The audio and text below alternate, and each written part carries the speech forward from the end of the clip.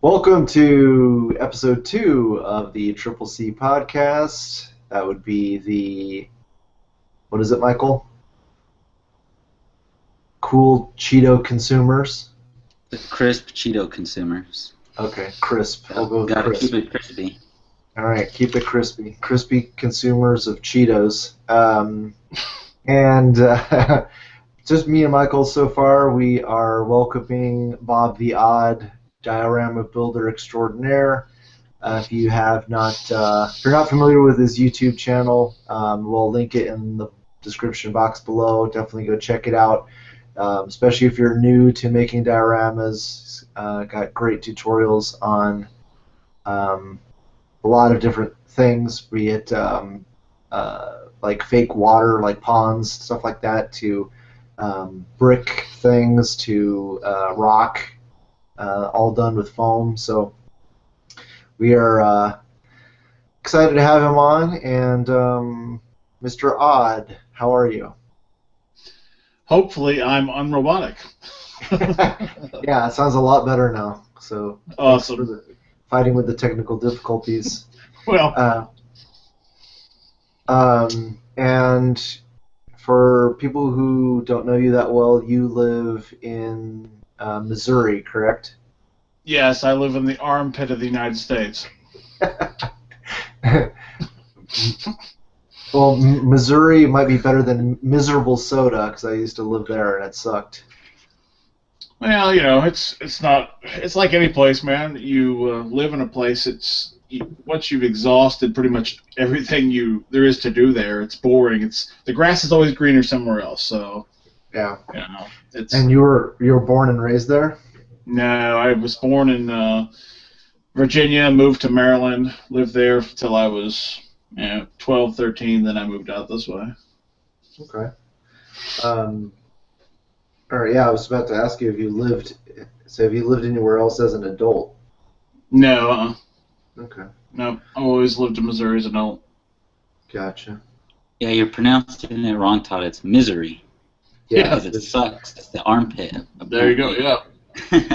Yeah, but I couldn't take anything away from miserable soda because I lived there for 4 years, and the weather sucks in the winter, it sucks in the summer, and the food is really bland. They do have good pancakes, like breakfast food is really good there. Well, that's all you need.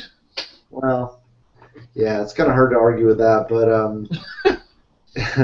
I got transferred there when I worked for IBM, and I went there kicking and screaming. I was living in Austin, Texas, so it was a huge culture shock.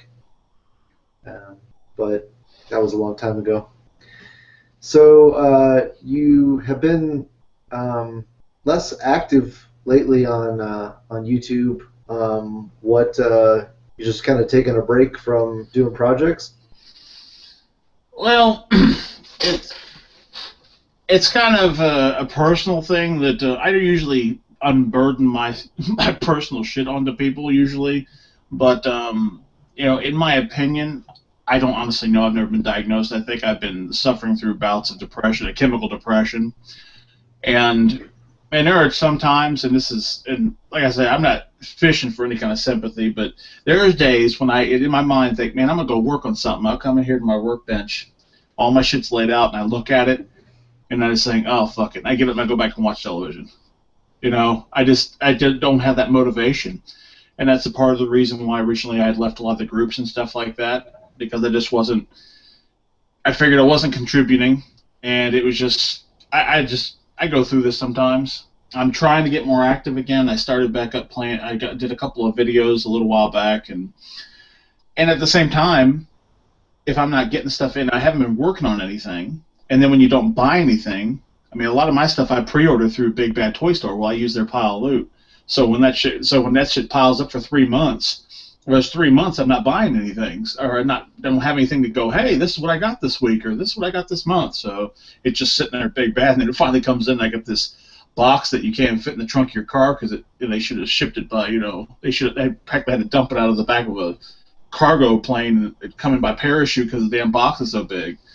So So it's kind of hard to do videos when you really don't pick up anything. And I mean, you're talking about 3-4 months where I'm not really doing anything at all. And then I also blame PlayStation because I bought one of those last year at Christmas, and any given time between watching Netflix and which there's a lot of great things. Like I think I was telling you earlier there, I just started watching Arrow, and then getting caught up on Gotham, and so I've just got a lot of mundane stuff, and of course then I'm not having any motivation to do anything.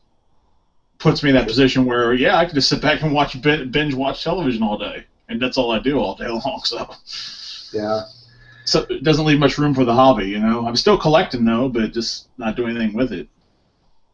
Yeah, I totally understand. Like I'm almost in the opposite realm where like I have so many projects started and not completed that it's like okay, where do I begin? It's like I just need I need to make a list and prioritize it and just start hammering stuff out. Like one after the other, and because it's like.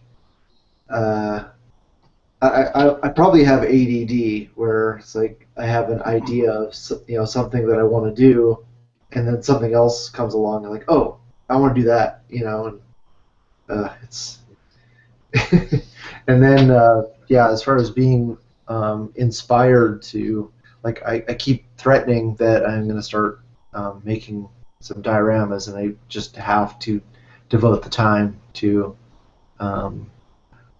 starting to work it out. The one that Punker Mike did for his third round of the World Tournament, that has really kind of lit a fire in my ass. Like I need to start doing something like that because I want to get ready for my articulated icons. Once those ship, I want to be able to. I want to do a lot of displays with those. Wait, would do like a dojo or some kind of okay? Yeah, exactly. Asian. Chinese, Japanese, kung fu / samurai, stuff that I, could do with all those type of figures. Mm-hmm. And speaking of AI, did you invest pretty heavily in that? No, I didn't. I mean, it's one of those things where yes, I can see the use of the ninja figures and stuff, but I don't deal with a lot. I mean, one of the because like when I go with the idea, like I'm thinking Daredevil and the Black Hand and stuff like that. I'm thinking, okay, ninjas are real great. Well, I'm not a big Daredevil fan. I do own a Daredevil figure, but it was just because I just picked him up on a whim because I saw him at Walmart. Someone had stole the bath piece out of the package, and I went to management and said, hey, there's pieces missing out of this. I said, the only thing you can do is return it back for credit or something like that, but I'll buy it, but I'm not going to pay full price. And they ended up cutting me a deal for $12. So I bought Daredevil for $12 because it didn't have the bath piece in it. I was like, I'll give you $12 for it. And he said, oh, yeah, sure, why not? So I paid for it and got the figure, so I figured, whatever. But since I don't deal much with characters, I think for the most part that deal with a lot of ninjas, I didn't see the appeal for it. I know a lot of people are going crazy for it. The one thing I'm looking for, though, is there's another company called Cryptid Toys that's doing SWAT, skeletons, and army guys. That Kickstarter's actually starting up here pretty soon, and I'm looking forward to that. So I'm hoping people will get behind that, and it'll be successful. So yeah, for sure. They kind of scared me because they were the Cryptid Toys were going real hard and then just disappeared for a while, and I was like, oh no. And then recently they came back saying they have the updated articulation now, so they're looking real cool. I think that's part of what it was. I think people, when they brought their first prototypes out, they were real hitting it hard, thinking, oh, man, we got this great product, man. Here it is. And people went, wait. What's up with that single-jointed elbow, man? They can't hold no rifles with that single-jointed elbow shit. You got to do something about that. And they went, okay. And they're going to need a bicep swivel as long as they're going to hold that rifle properly. And then they said, hey, what's up with this, and the legs look a little narrow here. They look like they're walking on toothpicks, And they went back and readdressed that. I think that's what it was that time, was they went back in to retool their pieces, and the new products look pretty good. I mean, they're actually, in my opinion, a little large because they actually stand a little taller than the new Hydra soldiers and stuff that came out, but they still fit in pretty good, and the skeleton looks pretty good too. It actually stands about 3/4 of an inch taller than the Robotech one, if you guys got those. So it's a good size. It actually fits in. It looks like it could be a Legend character-sized skeleton because he's not quite as big. So you take all the flesh off a Legend, and you got a skeleton. So it actually looks pretty good. So, and they actually got swappable hands on that thing too. The skeletons are coming out. They have closed and open hands, and the price point's good too. They're talking about their starting price is going to be somewhere right around $25 a piece. And of course, then naturally, the more you buy, the cheaper it'll get. So yeah, that's great. Yeah, if they can stick to that price point, I think it's a real winner, especially if you want to, have a lot of army and police troops and stuff like that, or do something fantasy with all the skeletons or whatever. I'm looking forward to it myself. Yeah, definitely, and that's something that I thought held the articulated icons back for me personally was just the price point. Like, I was only gonna buy the 3-pack to save. I don't even remember. It was a couple bucks off each. And at the last day, my wife ended up pushing me. She's like, you know what? If you're going to buy it and they're going to run out, just, buy whatever. So I bought, like, a bigger package. But at 35, a Ninja was, like, still... I mean, I don't think it's not warranted. Like, I'm not saying they're not worth that price. It's just high. Like, if you're going to be army building, preferably the lower the cost, the better, because you're going to be buying so much. So like you were saying, if they can stick around the 20 price point, even if 20 is the lowest you can go, that's still better than 30 a piece like the Ninjas were. Mm-hmm.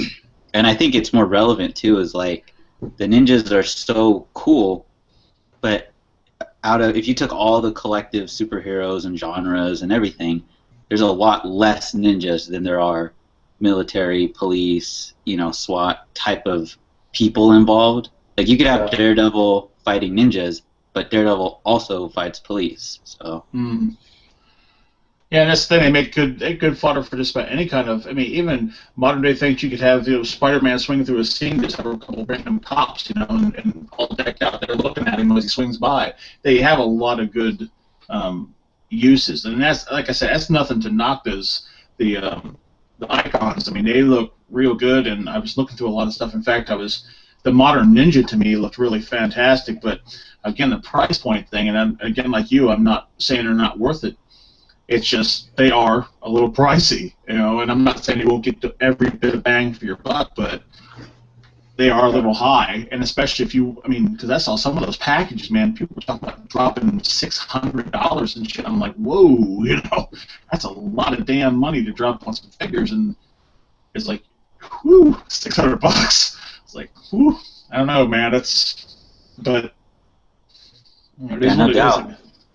Some people even dropped a couple grand I think people who pledged like several hundred from the get-go ended up pledging like almost double that because they were already in it, for the long haul. And then on the final day, like my story is little, like, oh, I bought 3 Ninjas, but on the last day I threw in, honestly, I don't even remember what I got, but I got like a bunch of stuff. I spent, I think, like $200, but it was like for a bunch of little stuff.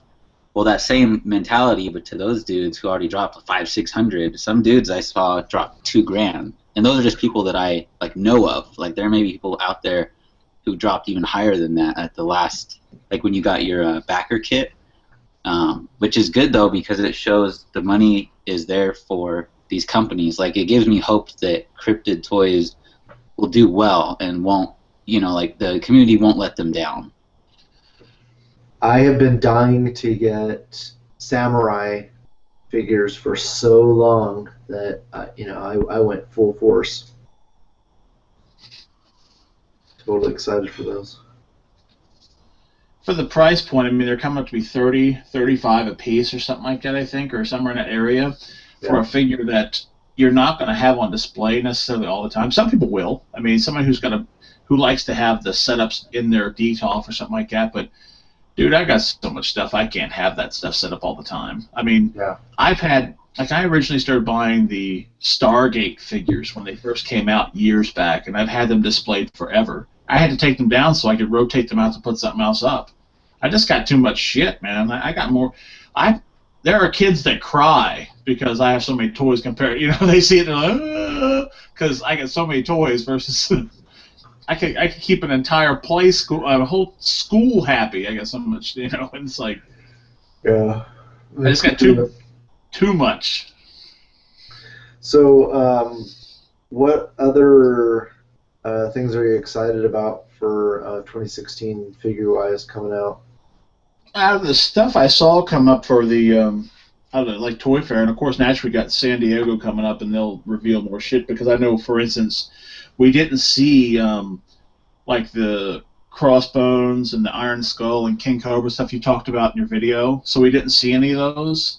So I'm hoping that by San Diego they'll have new reveals for those figures because I'm actually would like to get a pretty decent collection of figures for the Serpent Society. So when they did Cottonmouth, I'm like, okay, that's awesome, you know. And then you talked about in your video possibly a King Cobra. I was like, well, man, this is sounding good. If they can keep going down this direction and give us at least, I mean, a sizable amount. I'm not looking for, because Serpent Society must have like 24 members, so it's unlikely we're going to get all that. But at least if we can get the core members, King Cobra and Death Adder and stuff like that, that'd be great. But as far as figures that are coming out from on the Hasbro run from Legends, you know, the Black Panther looks real nice.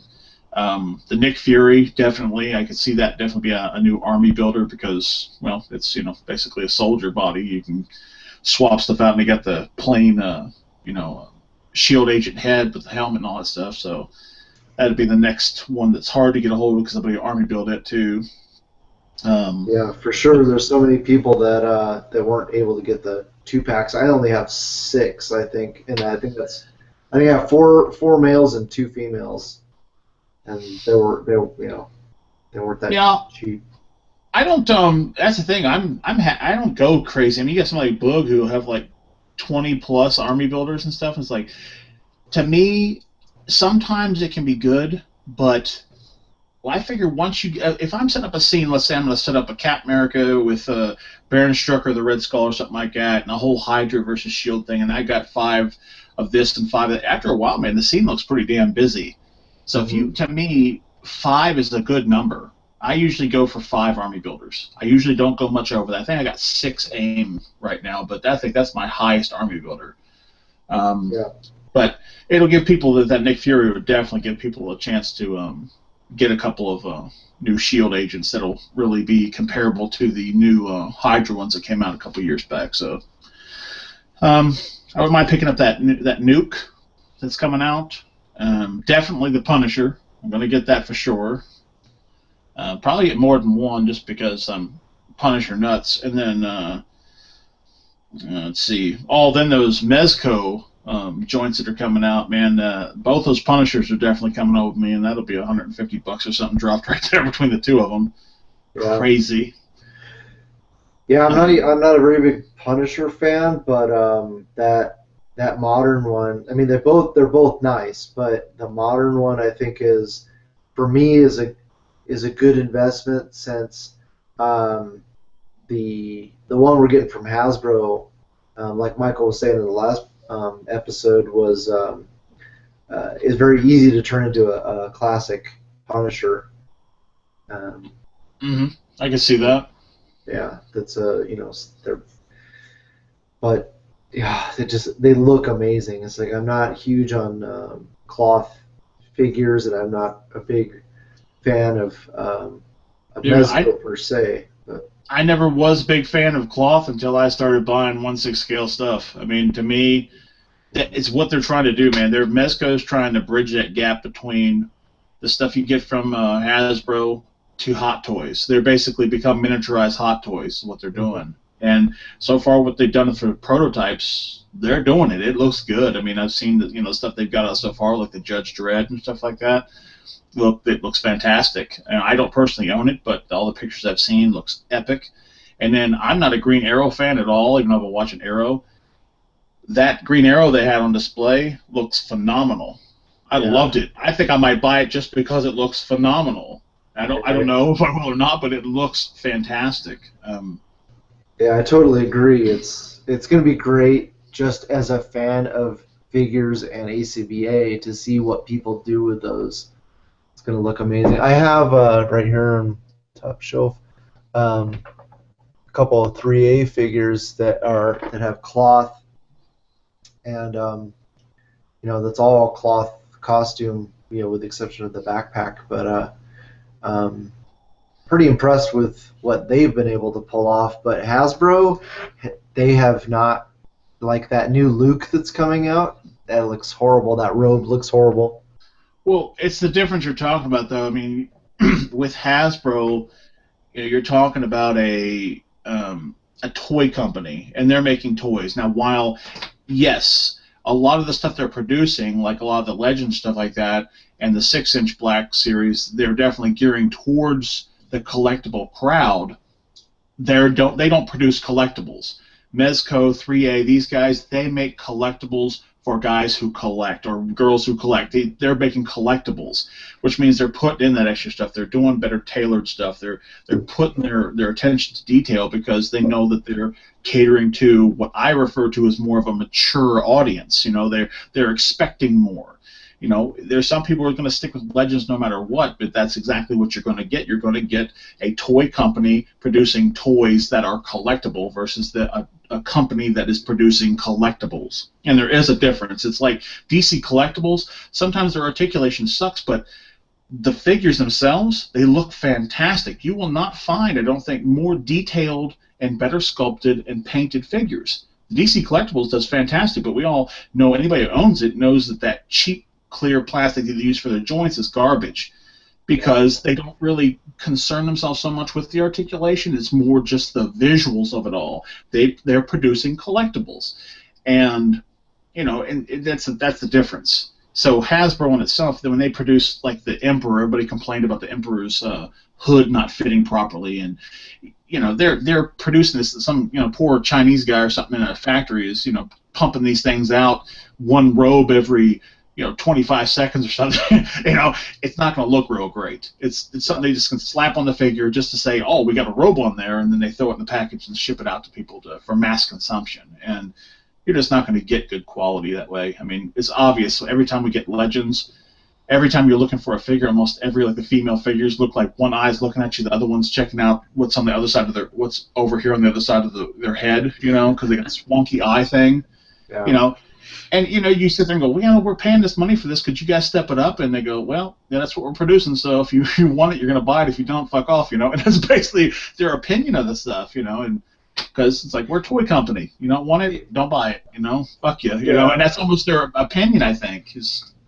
Yeah, it doesn't matter. I mean, I come from one of my jobs in the past in manufacturing, and it's basically any doesn't matter what you make if it's mass produced.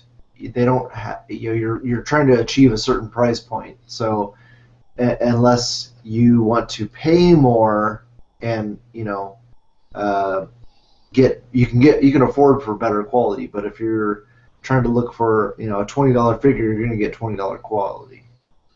And there is a truth to that, and that's the reason why you sacrifice some things for others. Like if you go to let's say NECA stuff. NECA stuff has much better paint and sculpt and stuff like that than you get from let's say Hasbro's Legends, and they're about comparable in price. But you turn around and look at somebody like Legends, where they've got their double jointed elbows, double jointed knees. They can bend themselves into pretzels and all this other stuff. And the NECA one has single jointed elbows and single knees. And so they've got some articulation, but that's where they save their money, is by not giving you that level of articulation, even though it's a much better looking figure. Aesthetically, visually, it's much better. But you're also sacrificing all the articulation versus the Legend, where you're getting a lot better articulation, but then you suffer from wonky eyes and like Spider-Man, you'll have webs that look like he was dyslexic or something, or had palsy when he was painting or something, and that's what you're going to get. A lot of paint bleeds and stuff like that. You're just not going to have that same level of quality because they're putting more articulation and that costs money. Yep. Yeah, that's a major point that a lot of people and groups and stuff like to argue about, and like a lot of the import guys will argue the same thing, basically. And there's people on both sides where they'll say like, well, it's $20, you're gonna get $20 worth. But then the people say, well, yeah, but they know that we're collectors, they know who's buying it, so they should put in more effort, yada yada. And the reality of it, either way, is like you were saying, if something's mass produced, it's invariably going to be not as good. You don't have as much time or effort, energy to put into each product. And something like a lot of people compare the imports from Japan figure-wise, and I had read something that said, now don't quote me because this might not be the exact statistic, but it was something along the lines of, for every 1,000 items produced in the U.S., or for the U.S., I should say, produced in China, there's one error allowed for every 1,000 items. And in China, or in Japan, it's oh god, I'm gonna fail at math for a second here because I know I'm gonna say this wrong. It's 1 in every 100 or 1 in every 10,000. Which of that is less errors? 1 in 10,000 would be extremely good. Yeah. Well, that's too. The point is, there are more errors allowed in products mass-produced for the U.S. than allowed in Japan. They have a higher criteria for misprints and things of that nature. So in general, if you're in the country, the products there are going to be presented much better because there are less factory errors accepted. And then the other thing too is people will argue for, like, well, I still buy these figures, I still want these figures, etc. But then once you're in enough groups and you see enough people, you can see the patterns. Like last podcast, I was talking about how I noticed the way that people progress in how they buy figures. Well, a similar thing is you can tell how much someone cares about a certain character or product based on what they buy. So someone who only cares about Marvel Legends, they're going to constantly, go blue in the face talking about, well, they should make it better for me, whatever, because they're going to be buying it no matter what. But if you have people who like a character better, they will buy the better product. Like everyone joking, like Darius, Josh Cheney, and Incurable Collector Dallas, when they all made the jokes about throwing out the Hulkbuster when they got the figure arts. I think there's a valuable point there, is that, to them, this character, this figure, meant enough to drop hundreds of dollars to have the superior product. And like you're saying, it's the difference between toys, collectibles, collectible toys, high-end collectibles, etc. There's a reason there's a differentiation. I don't know words, but anyways, they're different categories. Yeah. Right, and like, for example, I just have this in front of me, the Black Series Kylo Ren. I got this on Force Friday. I thought it was awesome. I just never stopped messing with it until the figure arts came out, and I was like, you know what, I don't need it. But then the more I did with this, I didn't think anything was wrong. I don't mind, that there's not a lot of paint, that the cloth is not cloth, it's plastic. Or, well, actually, I did have cloth. I took it off. Anyways, I didn't mind any of that. The thing that got to me was I couldn't do certain lightsaber poses because of the single jointed elbow. So then I said, you know what, if I like this character so much, maybe it's worth it to get the figure arts. So I got the figure arts, and honestly, I don't think the figure arts specifically for Kylo Ren is like a huge improvement. I mean, they look, if you saw them like across the table, they almost look the same. But I got it because it can move more. It can do more of what I want. And then I went even further. I took the cloth off of this. I just got that head from the customizer in Thailand. And it's just kind of shown to me that, like, I really care about this character, obviously, because I'm willing to basically pick apart different collectibles to make the figure that I want. And so people can argue either which way, but you just watch people and you can see where their heart's really at. Because if it's a figure they want, usually they're gonna, or I mean, if it's a character they want the better figure. Like how you were saying, oh, I want the Hasbro Punisher, but I'm also getting the Mezco Punisher. You're not trying to shoot down either figure saying one's better. You're just saying, I love Punisher. Well, that's what I was saying. I think Hasbro is more concerned about their bottom dollar than giving necessarily a quality product, because at the end of the day, they are just a toy company, and they've got so much stuff. I mean, if not mistaken, Hasbro owns Barbie, and I think they own Nerf.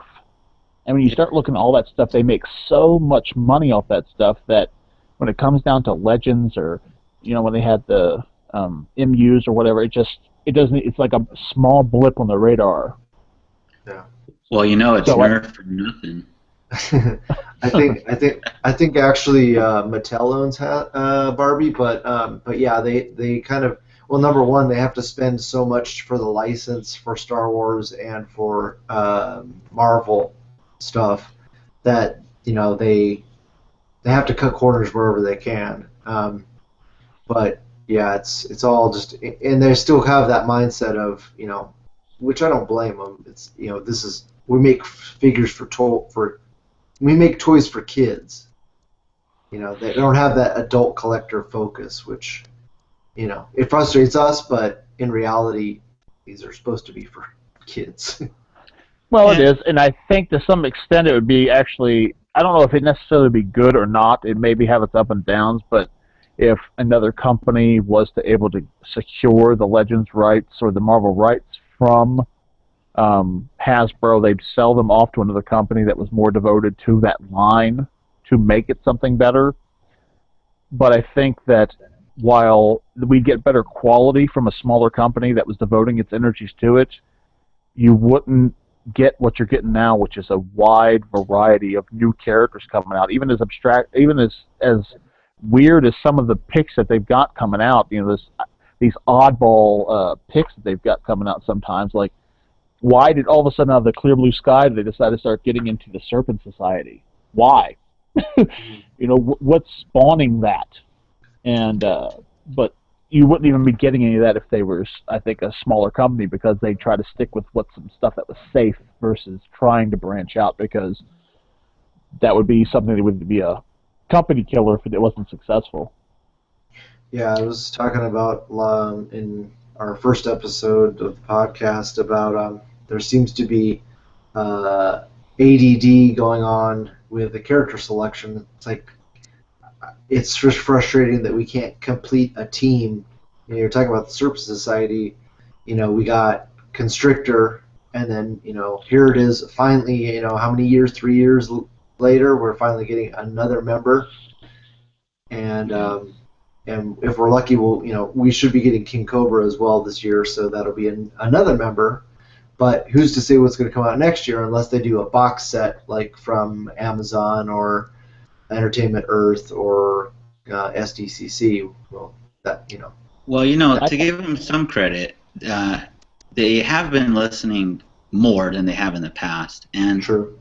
There's been a lot of information kind of collected throughout the years, and I don't mean like the news that you put out, Todd. Like, that's like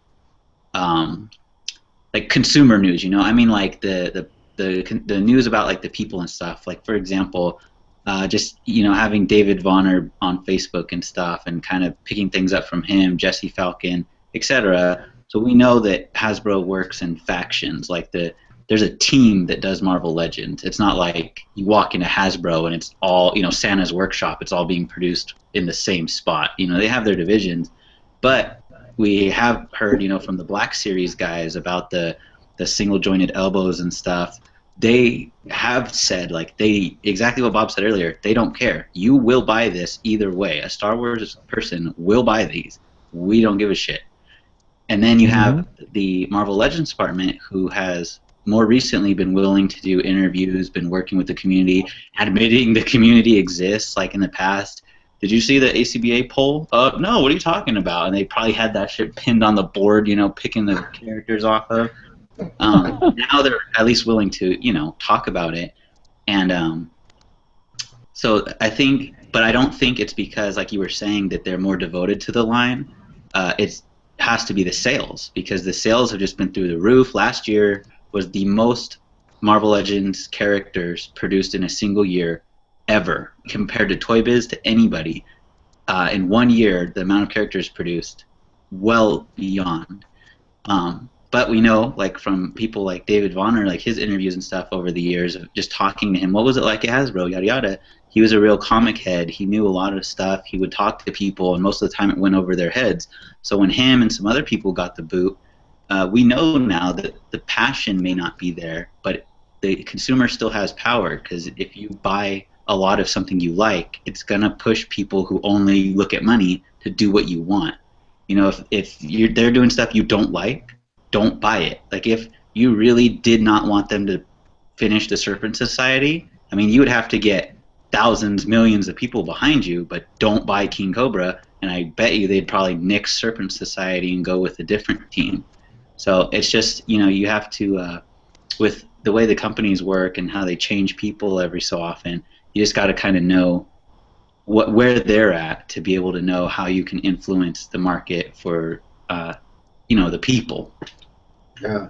The thing that I noticed, I think, since I've been collecting, the biggest catalyst to come about in Marvel Legends was the Guardians of the Galaxy Wave Nova. That figure completely changed their focus from movie figures to, hey, a comic book character is what people really want. And, you know, obviously that's what we want, but Hasbro, whoever is making the decisions way up at top management, it forced them to stop and take notice and be like, you know, we put out all this entire wave of movie figures, and the Iron Man, you know, nobody really cared about, but the Nova, which was pure comic book character from that wave, sold like hotcakes, and you know, it forced them to wake up and say, okay, if we put out comic book characters, people will buy them like crazy, instead of focusing on the MCU figures so much. So, Well, I think part of it though also, and I watched, actually went back and watched it because a lot was on Netflix. Something that is also driving it, because it's obvious with the announcement that you were talking about in one of your update videos, was the Iron Skull. Well, that came about because of that cartoon, Avengers Assemble. And I started noticing a lot of characters showing up on there, and I'm thinking, man, this... And I think that the popularity of those shows, for instance, because I think that, and this is kind of funny, because a lot of shows seem to die after the second season. They're actually coming back with a third season of that. I think that Spider-Man one, I forget what the hell it's called, Ultimate Spider-Man, I think it's going into its fourth season. And actually, you know, for being younger audience, they're actually pretty good. One thing I do want to get, though, if that's the direction they're going, I want the Dracula from that cartoon.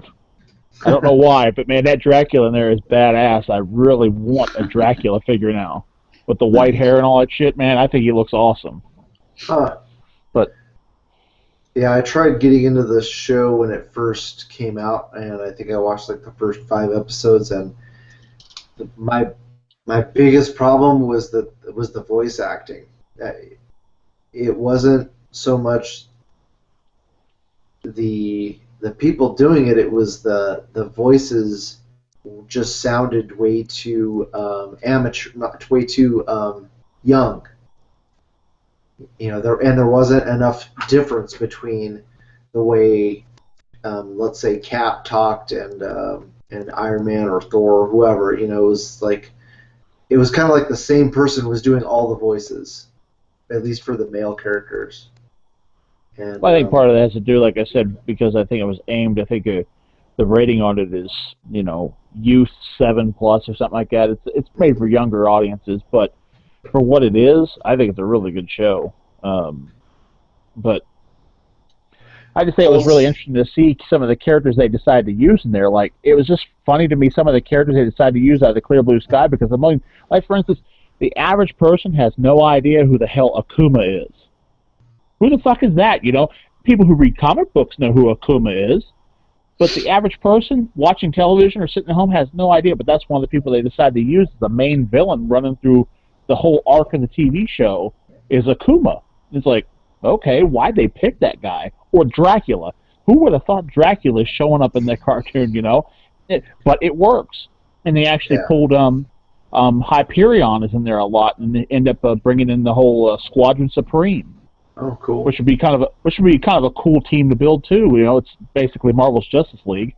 Well, unfortunately, it's probably modern Squadron Supreme, not a classic Squadron Supreme. I'm assuming, right? I'm sure it is more modern. Yeah. Yeah. Which I have no idea who's on that team now. That's most of the same people, just more Like updated modern, costumes. Basically. Yeah. Yeah. It's Yeah, you all got, the like, parallels to the Justice League. So. Yeah, Power Princess and was it Wizard or some shit like that? For Was it Flash. Sorcerer? I can't remember, but you know. And then there was Hyperion with Superman. Yeah, Wizard is actually the dude that we just got in the Spider-Man wave. Who's that guy? Whisman? Speed Demon? Speed Demon. Yeah. Yes. No, I mean Speed Demon's not part of the. No, but I mean Wizard. Wizard is Speed Demon. Oh, okay. He just changed his name, and his costume is similar. But Speed Demon is not the speedster from Squadron Supreme.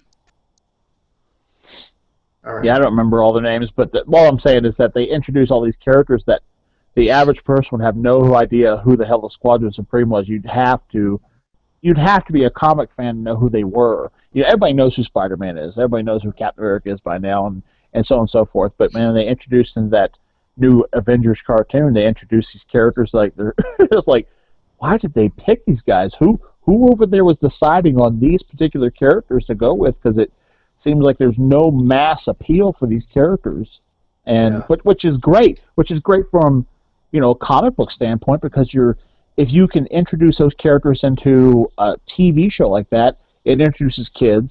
Then in turn, Hasbro sees, oh man, this Squadron Supreme characters are very popular with the kids. Let's go ahead and make those. Then that gives you new characters in figure form. So it's smart, I guess, but it's just weird that some of the pictures. It's kind of like you're talking about the selection of characters that Hasbro's coming up with that Marvel Entertainment decided to use for that cartoon. So all over the place.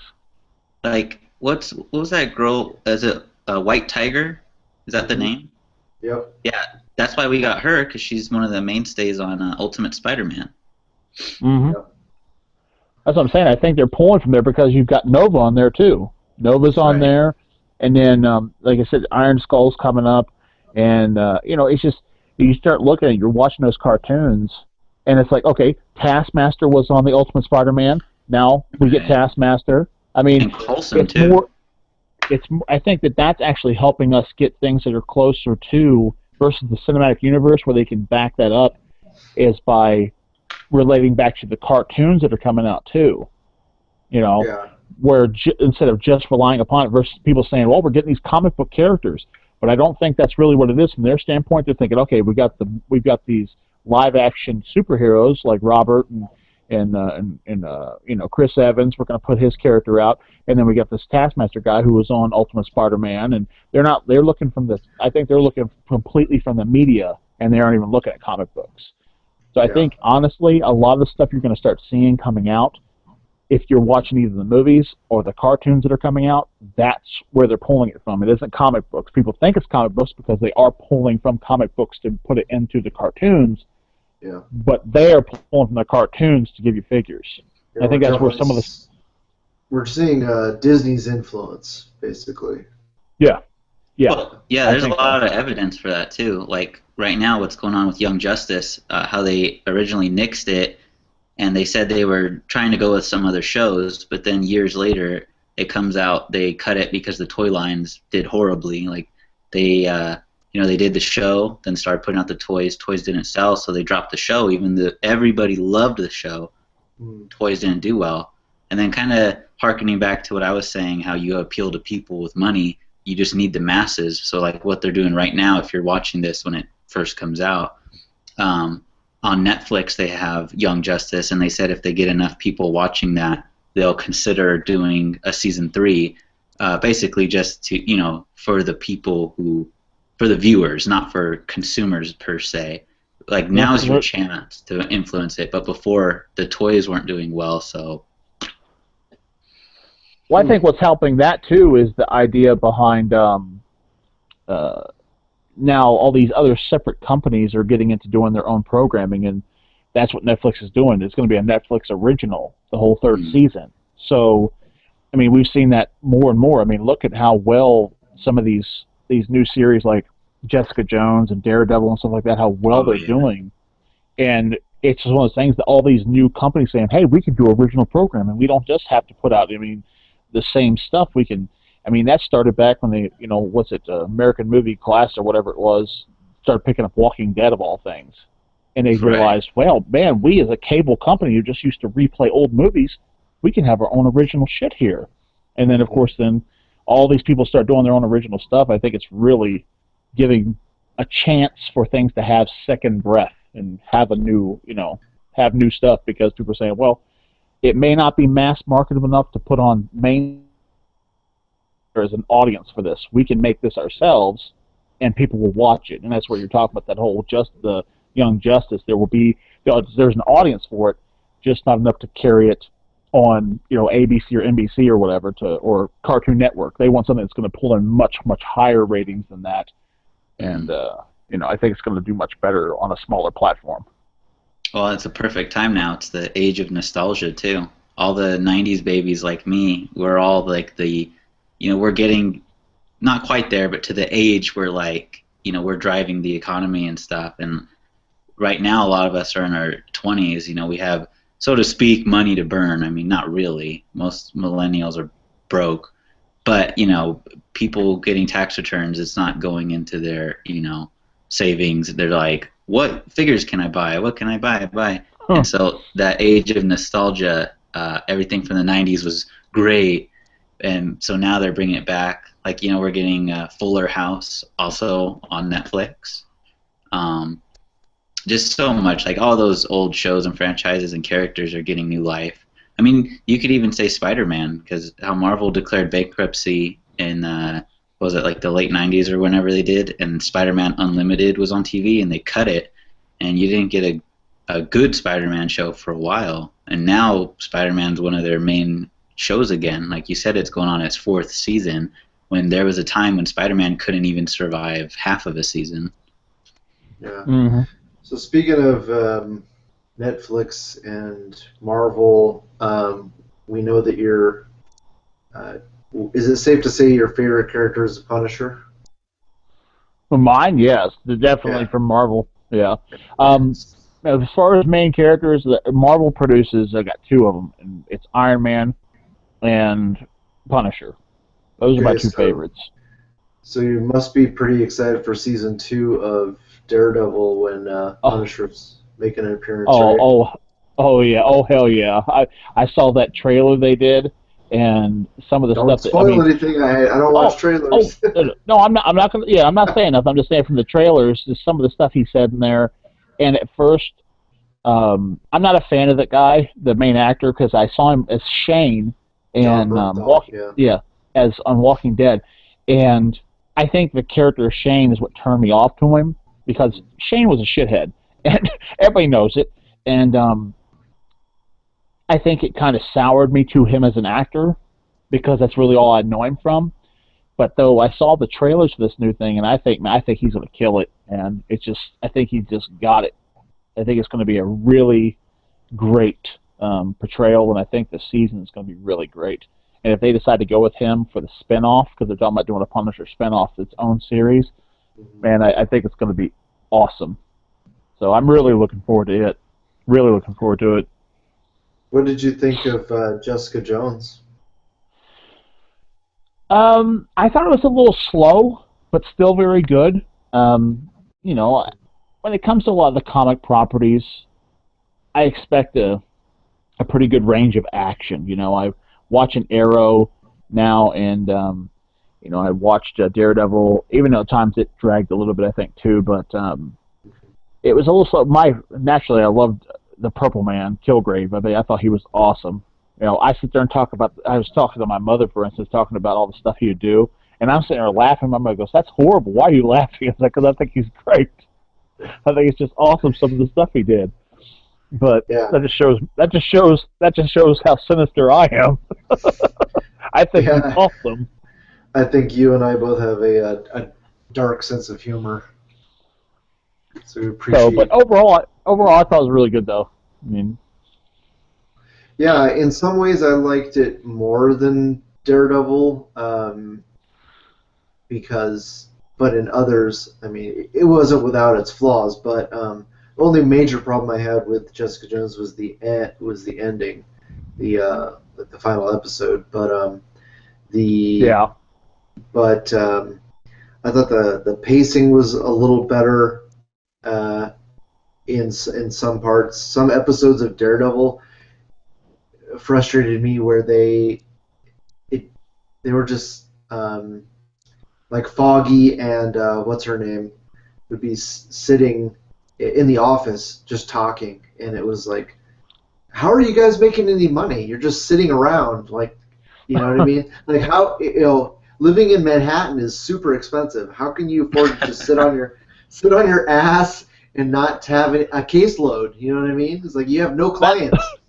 Well, that's the thing. They didn't have a single client in the whole show. It's like, dude, how are you paying the fucking rent, man? Who are you representing? So I don't know. Maybe I missed something, but that to me was a giant plot hole, and some of the dialogue was just kind of like okay, come on, let's move on. Let's get something. I wanted to see Murdoch, flipping over buildings and stuff. So, um, let's see. Oh, so Punisher. We were talking about Punisher, and was there any other figures that we didn't talk about that are coming out in 2016 that you're excited about? As far as what I saw coming out from the Toy Fair and stuff that we saw, that's as far as what I talked about, the Mezco and the Legend and stuff like that. Aside from that, I know NEC is always pumping out Predators. I'll definitely pick up the next thing of Predators. They got the Ultimate Predator coming out that looks fantastic. I'll definitely be picking those up. And then they got the Aliens wave that's set around Alien 3, which I hate all of that. I hate that movie. I thought it was really crap. But I do want to get the Wayland Commandos. I would like to get a couple of those. I think they'd be really great army builder type figures. I must have missed those.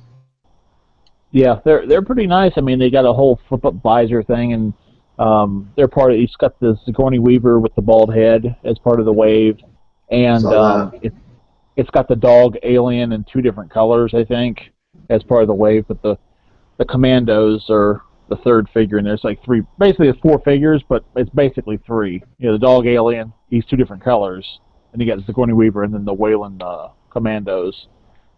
They end up showing up in there for a short time, but I'll probably getting 1 or 2 of those just for, fodder or whatever. But aside from that, I don't recall anything else that was actually mentioned or talked about right off the top of my head. I mean, I jotted those down because I remembered those, but...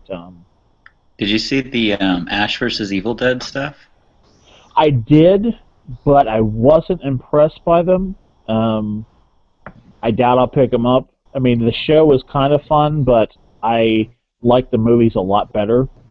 So I'm not sure I'm going to support that line. I know J.C. Cortez will probably love the hell out of him. He'll probably buy him. Yeah, his arm tattoo's already twitching right now. But yeah, I saw those. I wasn't real thrilled with them, though. What about imports or 12-inch stuff? Because I know you dabbled in both of those. Honestly, I don't know. I haven't really saw anything on the import scene as far as anything coming out. I mean, I know they're always bringing out new Dragon Ball stuff that I'm not into at all, and it comes, and some of it's like over here with these some of the we were talking about earlier, the domestic ways. Like sometimes the randomness of the characters, like I really like the anime Gunslinger Girl. Well, they gave us Henrietta, which is the main character, and I was thinking, man, it'd be great to have some of the other girls from the series.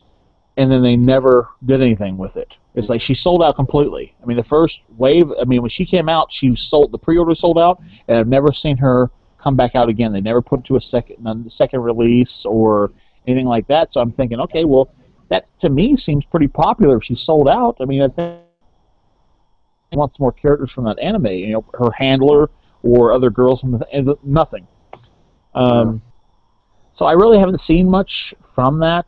As far as 12-inch stuff, I have on pre-order. I got a third-party figure of Mad Max from the Mad Max Fury Road. It looks really nice. I got that pre-ordered. It'll be coming out sometime this year.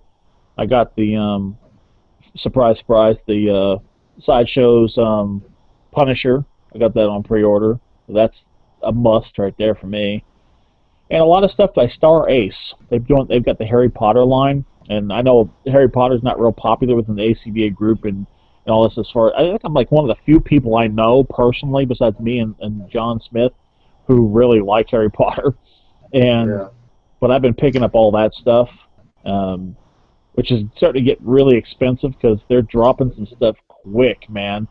Like I think in this first quarter here coming up, they've got Dumbledore, Snape, the Harry and Draco, and the Quidditch gear. I mean, you're talking about right there is almost $800 in the first quarter. Then the Hagrid's going to be coming out probably sometime between the second and third quarter, and he's going to be well over $300 for himself because he's in scale. He's going to be monstrous, you know. Nice. It's just, I mean, there's just so much stuff coming out for it, and it's like, man, I want it all, but it's like I'm going to have to end up dialing it back and kind of being more selective, and which I don't honestly want to do, but you know, I'm kind of hit and miss with a lot of my stuff. I just kind of, like, I see something and go, that's cool, and I'll pick it up. So, I mean, I don't know. I haven't seen anything else coming out from 1/6 scale that has really caught my eye. No. But so if you could, if you had your choice of what might be coming from Hasbro as far as the exclusives go that they haven't revealed, like from Amazon or SDCC or Entertainment Earth, what would be your dream box set? So wait, so nothing they've announced or anything like that. You're just talking about what would be a dream figure from them to release? Yeah, either a figure or a box set of figures, because they haven't said anything about the Amazon SDCC or the Entertainment Earth set.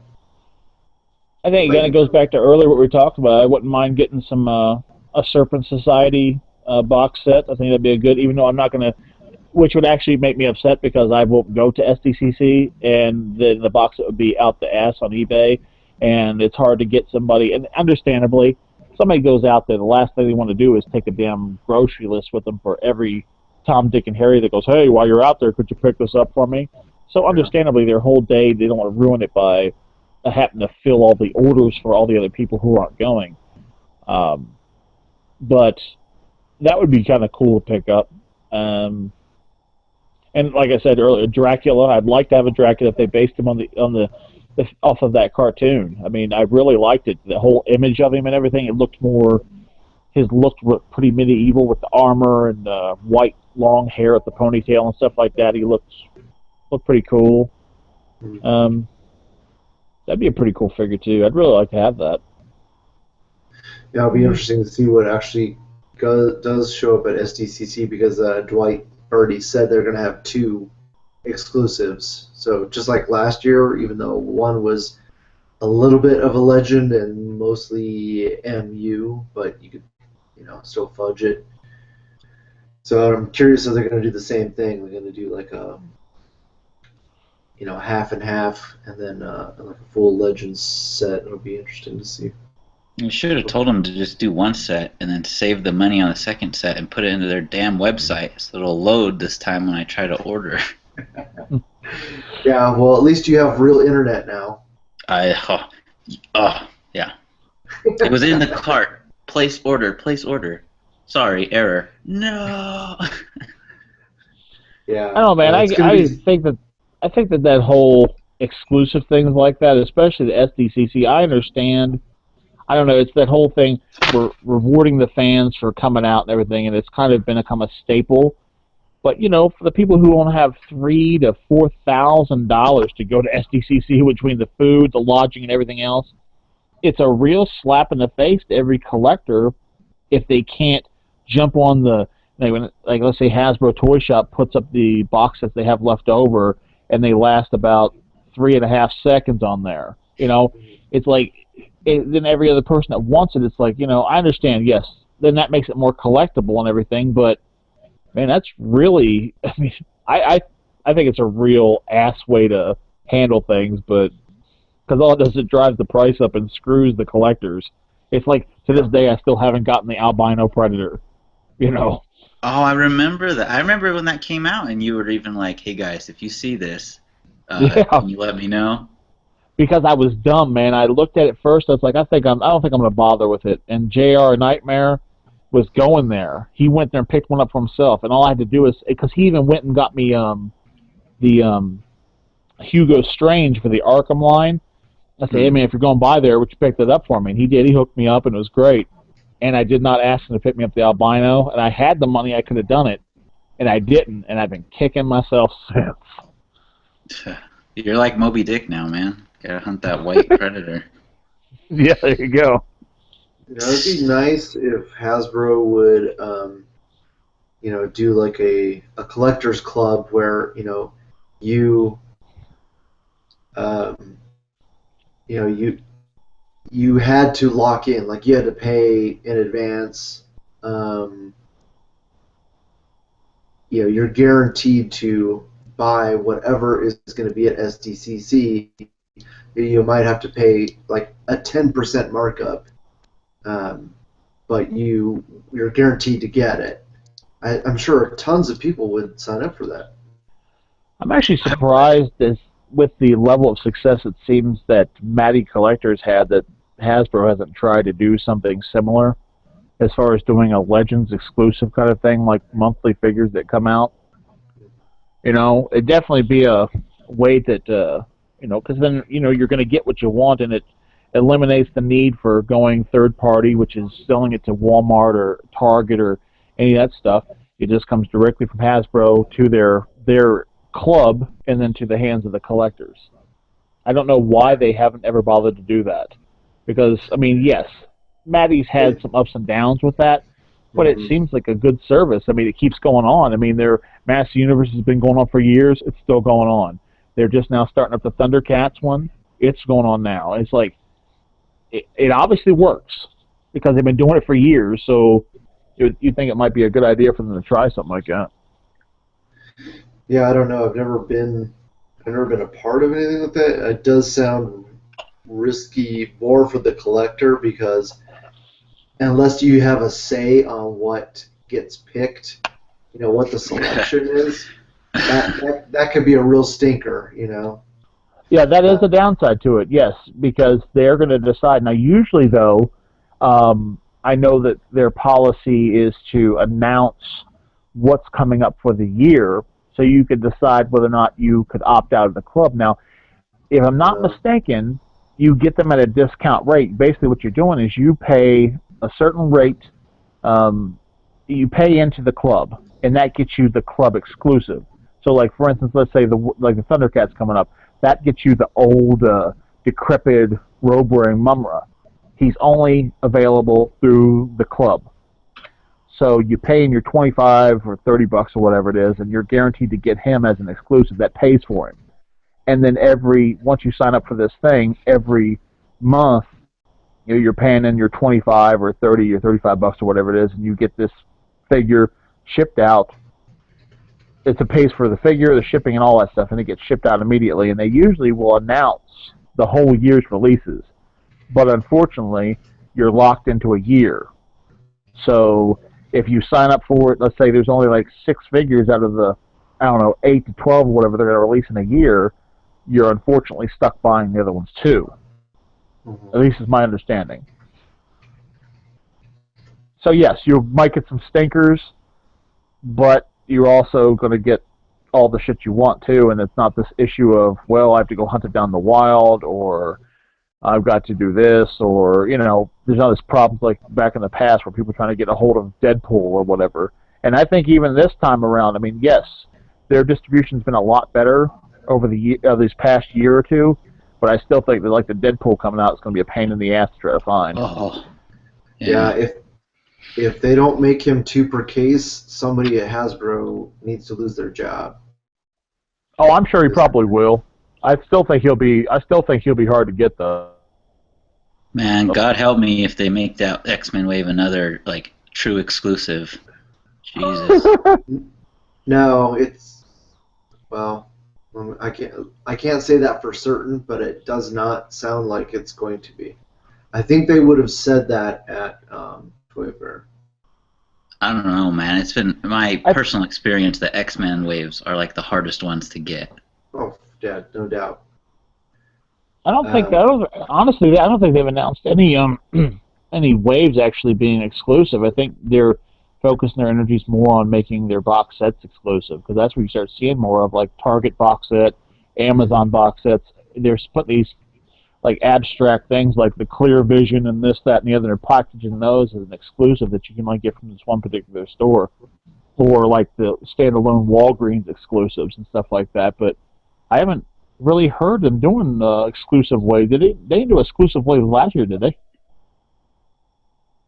Did that? Well, which year was Jubilee? That was year before last. Okay. Yep. Yeah, last year there was no exclusive wave. Yeah, I think that I think they're moving away from that. I think that it's making more sense to have wider distribution, and Good. then just going with, like I said, a figure here, or like the Daredevil we had in this past year. Daredevil being the exclusive, and then this year we get what Namor and Punisher as Walgreens exclusives, Mhm. and you get like the 3-packs on like the Shield pack was supposed to be a true exclusive, and stuff like that. You know, I think you're going to go with more box set type stuff being exclusives versus waves anymore. Good. At least Yeah, looks like that's the we're way it gonna seems. get two. I'm glad that my biggest concern is always the Walmart exclusive because that's always they always seem to be, at least in years past, and this is the first time we've had a Walmart exclusive in a while, and thank goodness it's figures that I don't care about. So Oh, the MUs or like the comic packs? let's see, I want to say it's Falcon. Yeah, those are the. Oh, you mean the box set that's coming out? It's a 2-pack. The Winter Soldier and Falcon. Yeah, I think that's the. I want to say that Okay. one is one is the Walmart and one's the Target. Oh, the Target is the Walmart and the I'm sorry, the War Machine and the Iron Man. I'm getting him confused. I think. Hold on a second. I don't sound like an idiot. No, Yeah, but that's I what I'm saying. confused you because I messed up. Yeah.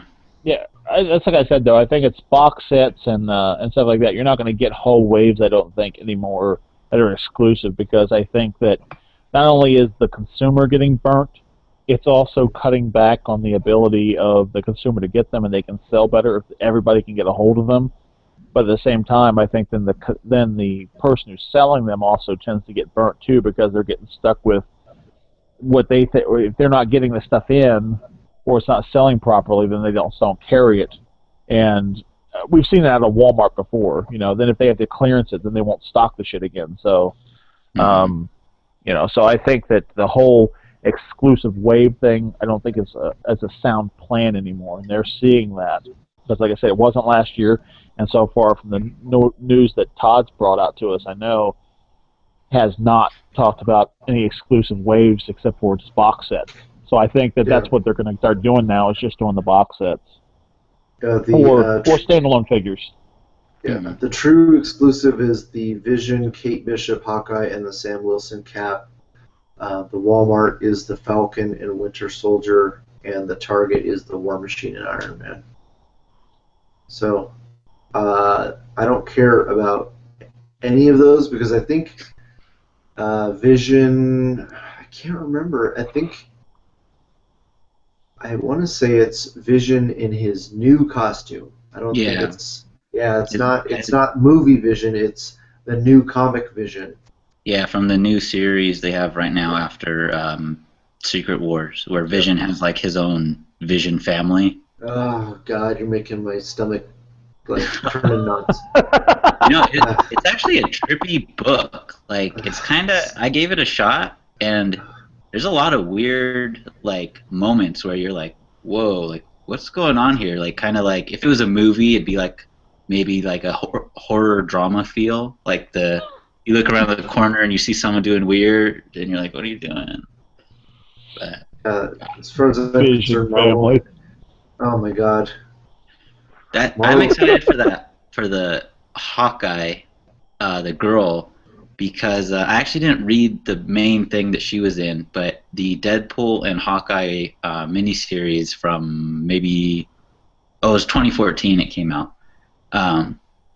She was in that a little bit, and I thought that series was actually really good.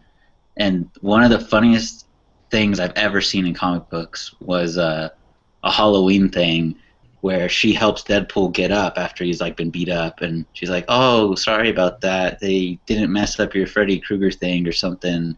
And he's like, "Yeah, thanks." And he's real sad, and that she turns to Hawkeye, and he's like, "That's his face" or something.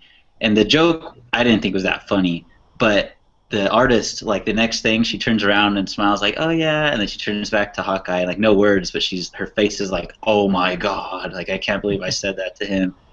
And every time I see that fucking panel, I just bust out laughing. I just think that's one of the funniest things I've ever seen in comics. So I got to get that figure just for that. That way you can recreate that scene. Go. I won't even be able to because the figure has Yeah, glasses face, and is all like, yeah. I'll pretend. I'll print out the face and cut it out and stick it on the figure. That's you do as a cutout. That's the thing. Just do the head as a cutout, man. You can do it. Right. Man. You know what though? If I could get like a custom head of that, oh my God! You just leave it like that all the time. Yeah, you guys would be so pissed at me. All my pictures for like a month would all just be variations of that. I just heard going like, "Oh my God!" Oh. So okay, now we have our other podcaster, Punker Mike. Welcome to the chat. What's up, guys?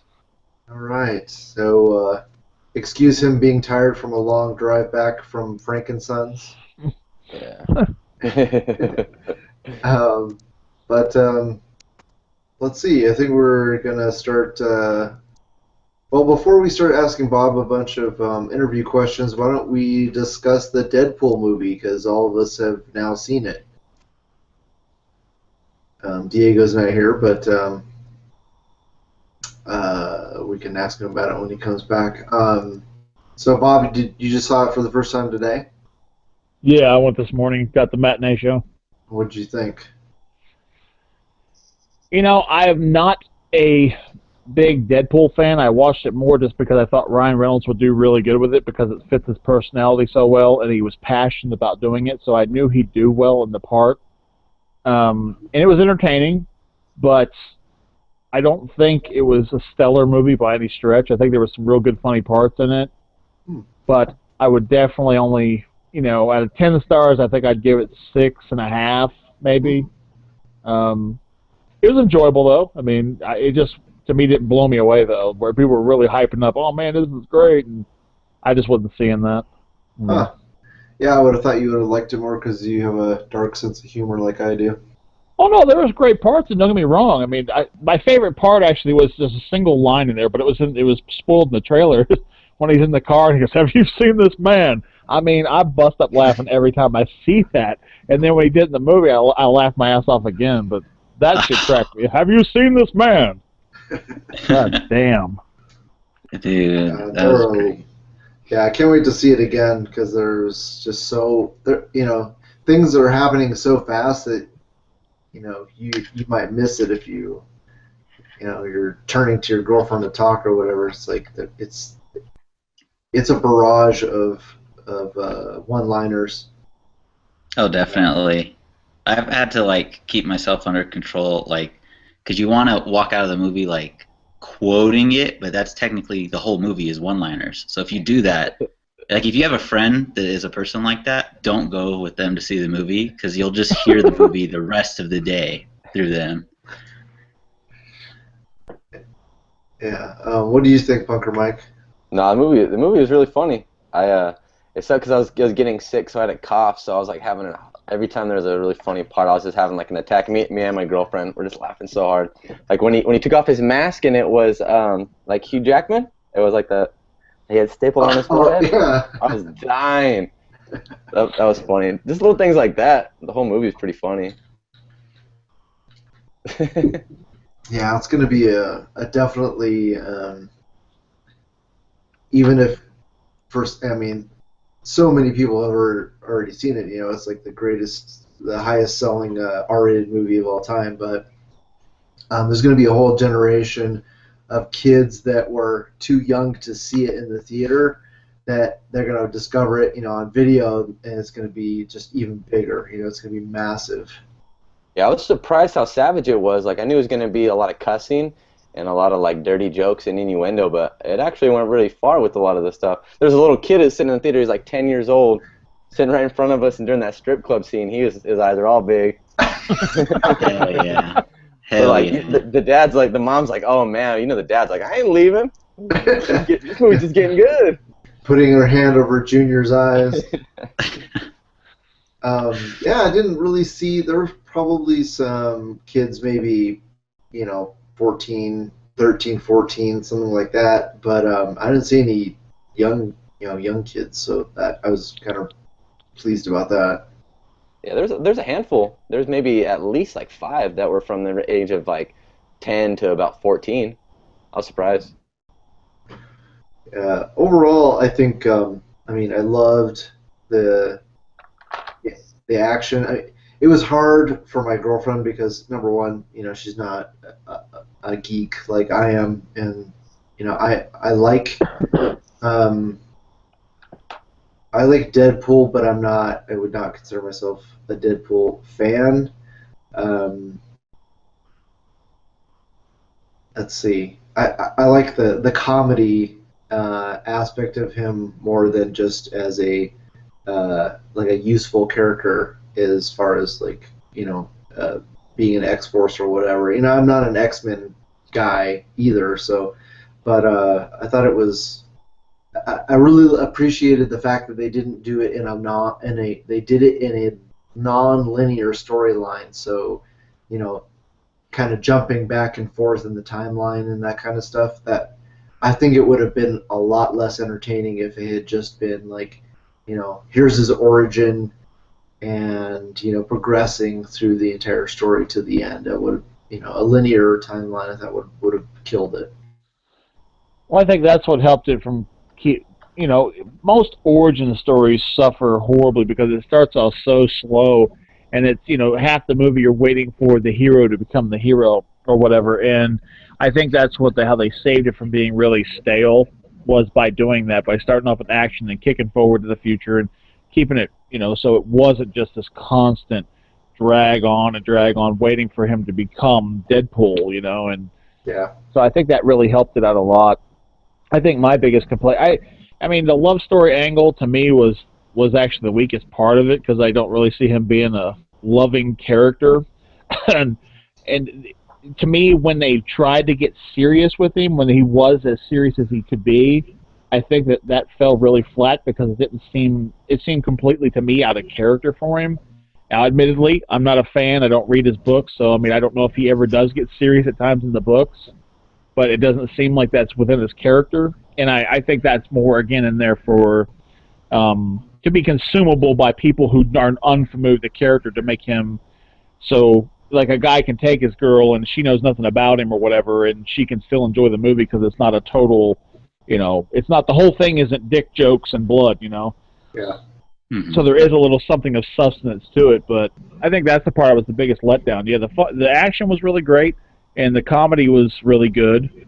But those parts, it was just parts of it like that I could not get behind. Sometimes it seemed like the serious aspect of it, and I always hate origin stories just because they, even the way they spiced it up by making it back and forth and chopping it up, it still, it bores me. I just want them to get into it. Just go do it, and I don't care where he got his goddamn powers. Just let him have his powers and be at it, Just story, go, get with it, Yeah, yeah. It's hard to make everybody happy. That was one of the only things that I griped about.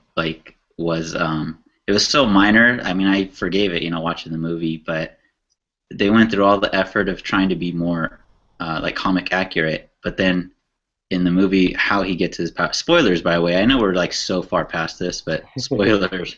You know how in the movie he says this serum will activate your latent mutant genes through whatever. Yeah. So basically, the movie said he was a regular guy with latent mutant abilities that had been triggered.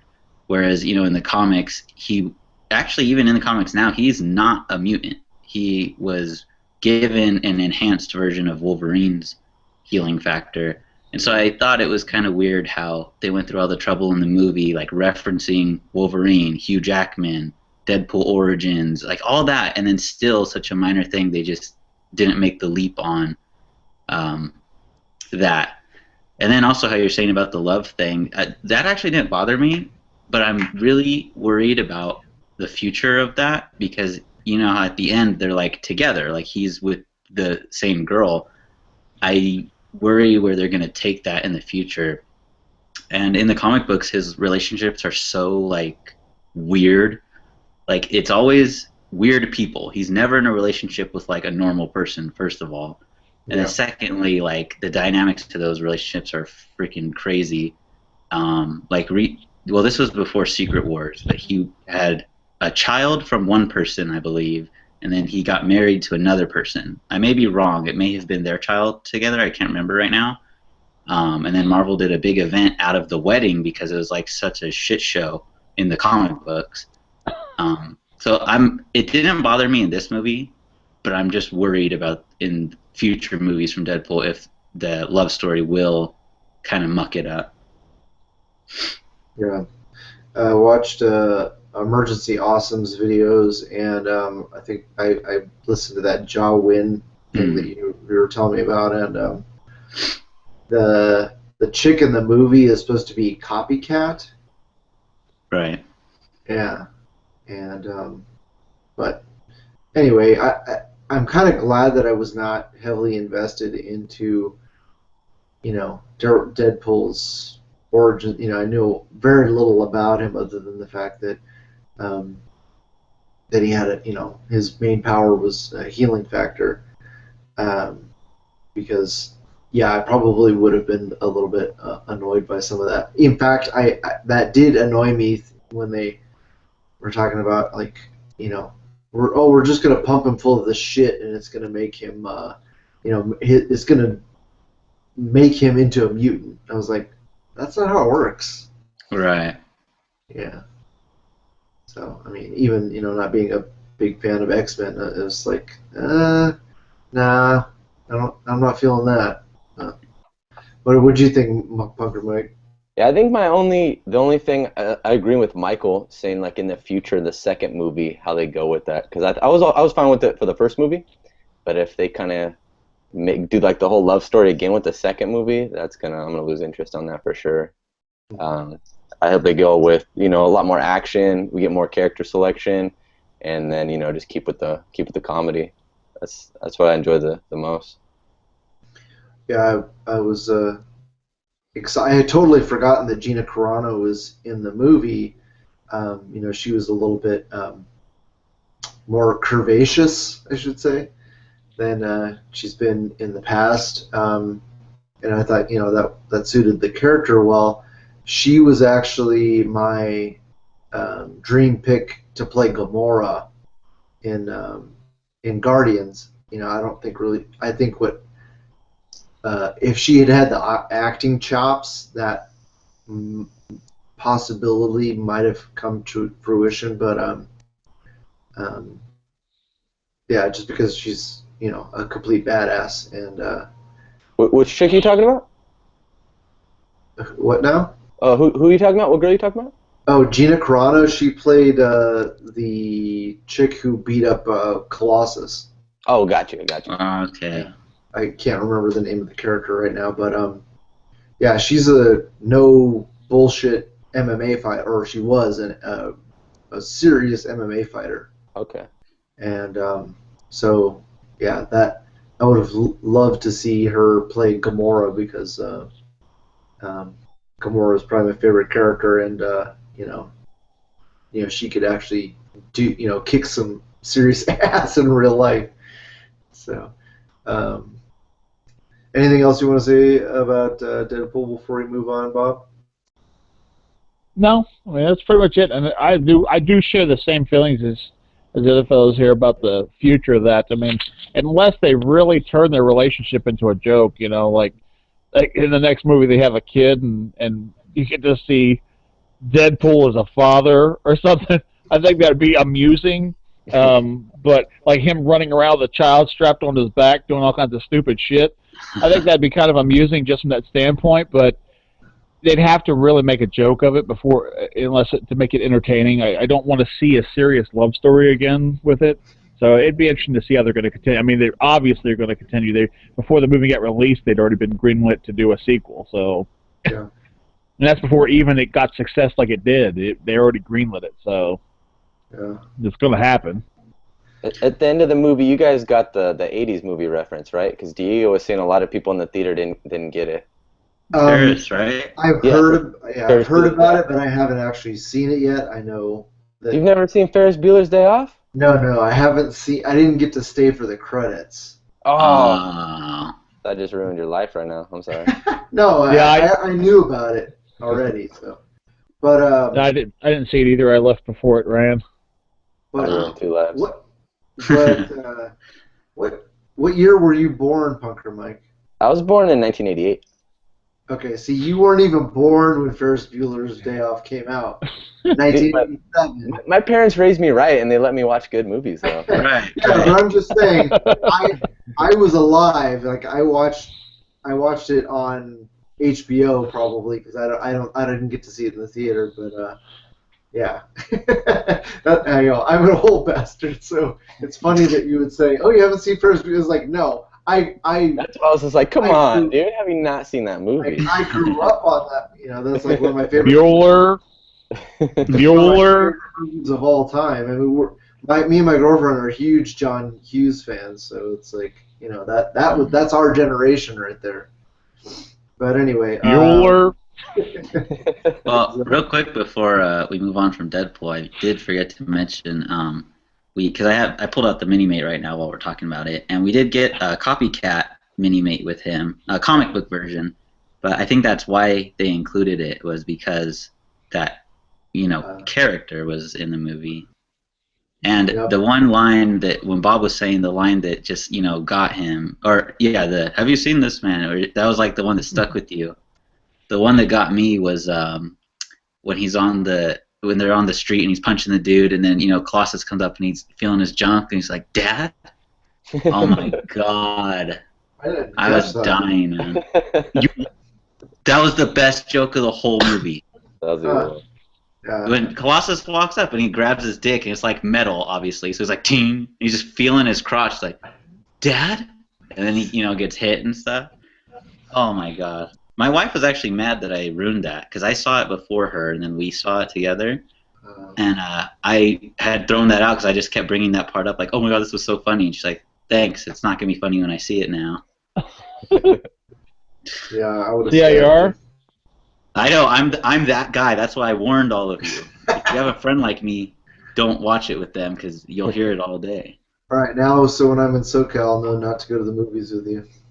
Well, no, those kind of movies. I mean, I didn't leave Star Wars, yelling out stuff like, "Oh my god, I can't believe." Oh, did you hear about that?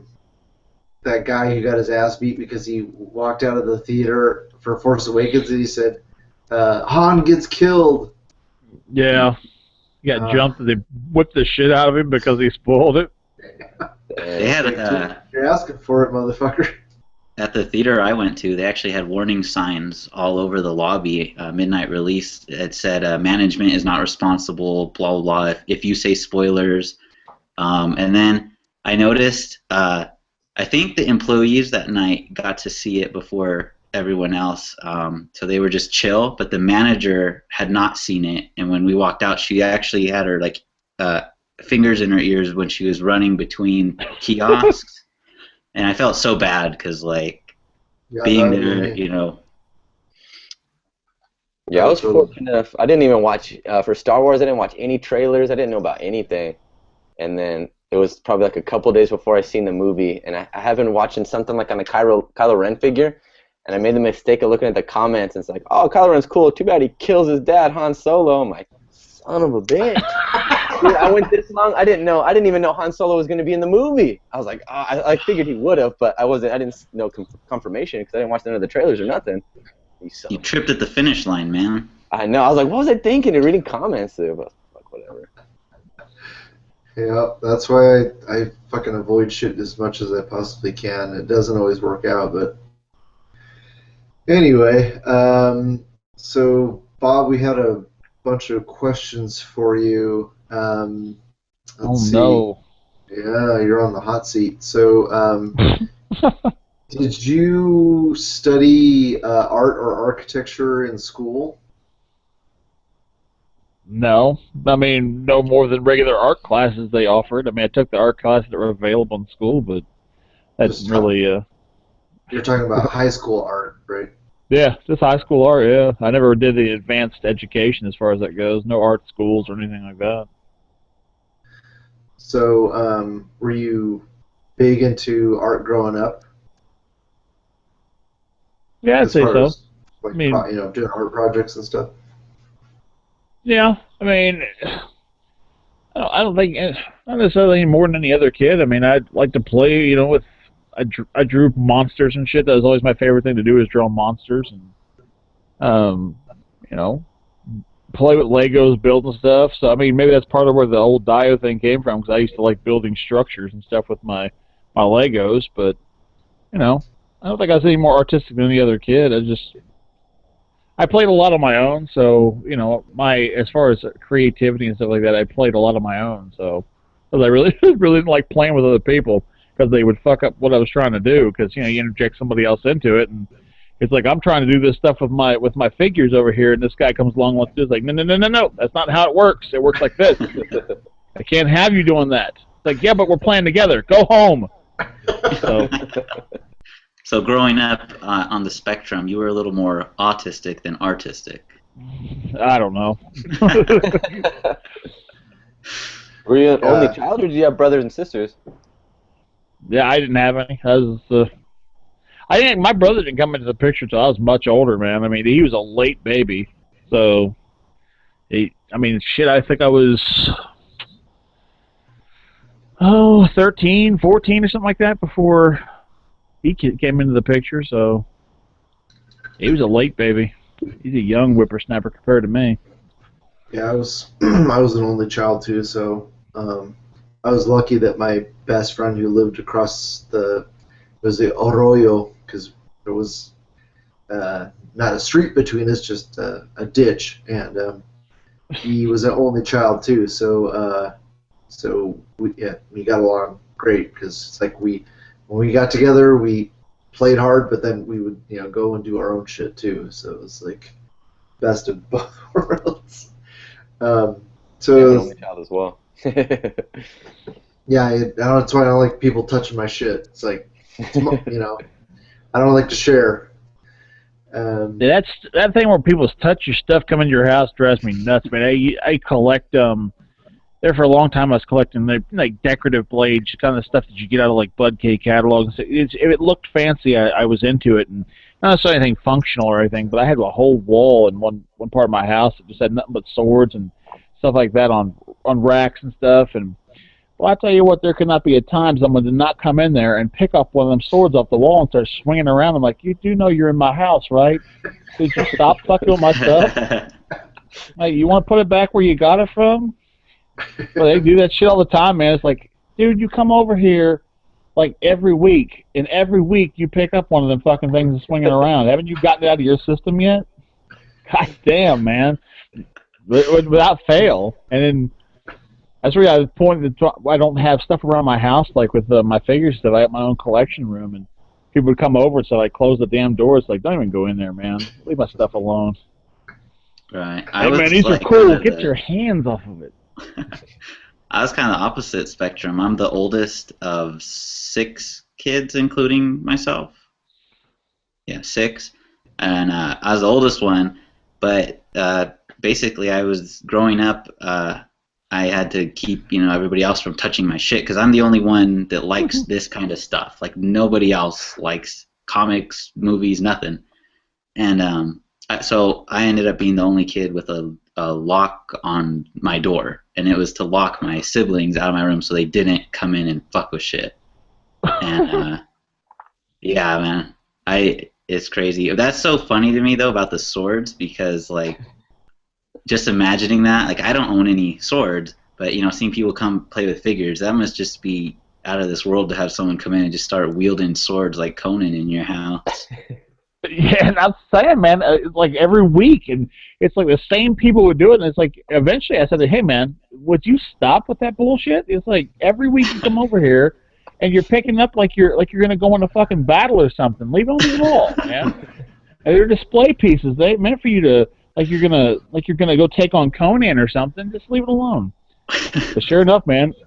But like I said, it ranged from everything. I had battle axes and knives, and I mean, I still got all the stuff. I just don't display it anymore. It's all in a closet. But it just blew my mind out. People just constantly think that, oh man, I can go over to Bob's house and just pull shit off the wall. It's like, man, what would you do if I came over there and say, oh man, this picture's real nice of your family here? Just pull it off the wall and start looking at it. It's like, man, leave my stuff alone. I always had this one. I think it kind of stems from that, not being growing up where I was the only kid in the house, so no one touched my stuff. So then when people come over and start doing that, which is also extreme too, somebody's coming and pulling stuff off your wall. So I was like, hey man, guess what? Get your hands off it. Put it back. You pull out your blade and challenge them. Like, I live with these blades. Put it down or I take it. Never understood that shit, man. It always blew my mind. See, what part of diorama making do you enjoy or dislike the most? Probably the monotonous end of it. Like cutting bricks is probably the worst part. It's the monotonous stuff that really bogs the things down. I mean, building stuff is okay. Probably the paint aspect's probably the best part because that's when it starts to really come to life. See, another aspect, I hate drying times, especially with glue. I'm sitting there, I'm wanting to build stuff. So you gotta, when it comes to making dios, you really got to have, if you're wanting to really produce stuff and really work on it, you got to have multiple projects at once because if you start gluing something together, you got to set it. That's why I started doing things like, I came up with a technique where I would start laying down the white glue in a certain area because that's what's going to give you that long-lasting hold. So I'd put that down, and then I'd put a bead of hot glue around the edge so I'd have the instantaneous hold. So I'd put white glue down first, then beat it up with a real thin layer of hot glue just to get it to grab so I could keep working on the project because the hot glue would hold it long enough for the other glue to set up. Because it got to be the point where I wanted to keep working on stuff. And but the drawing times, I think, really bug me the most. Because, you can turn your brain off and just cut bricks all day long because it doesn't take much to do it. It's just monotonous. It's definitely a labor of love. I had a guy on Dio Structure who got an attitude with me, and he said, is there any other way to do this? It's a lot quicker. I said, man, if you're looking for a quicker way, that's the way you bake a cake or something. This is the way you have to do it. You have to cut it, man. That's just the way it is. If you want quick and easy, then you need to stop building stuff. There is no quick and easy way. You cut the shit up, and then you got an attitude with me saying, "Oh, I wasn't trying to." I was like, "Oh, shut up, man. I don't want to get into an argument with you over cutting foam bricks." But I don't know. I think my favorite part though is the painting aspect, just because that's when it really starts to take a life of its own, and that's when it starts to flesh it out and whatnot. How about you guys? What kind of experiences do you have? Punk or Mike, you want to lead? Experiences with dial making? Yeah.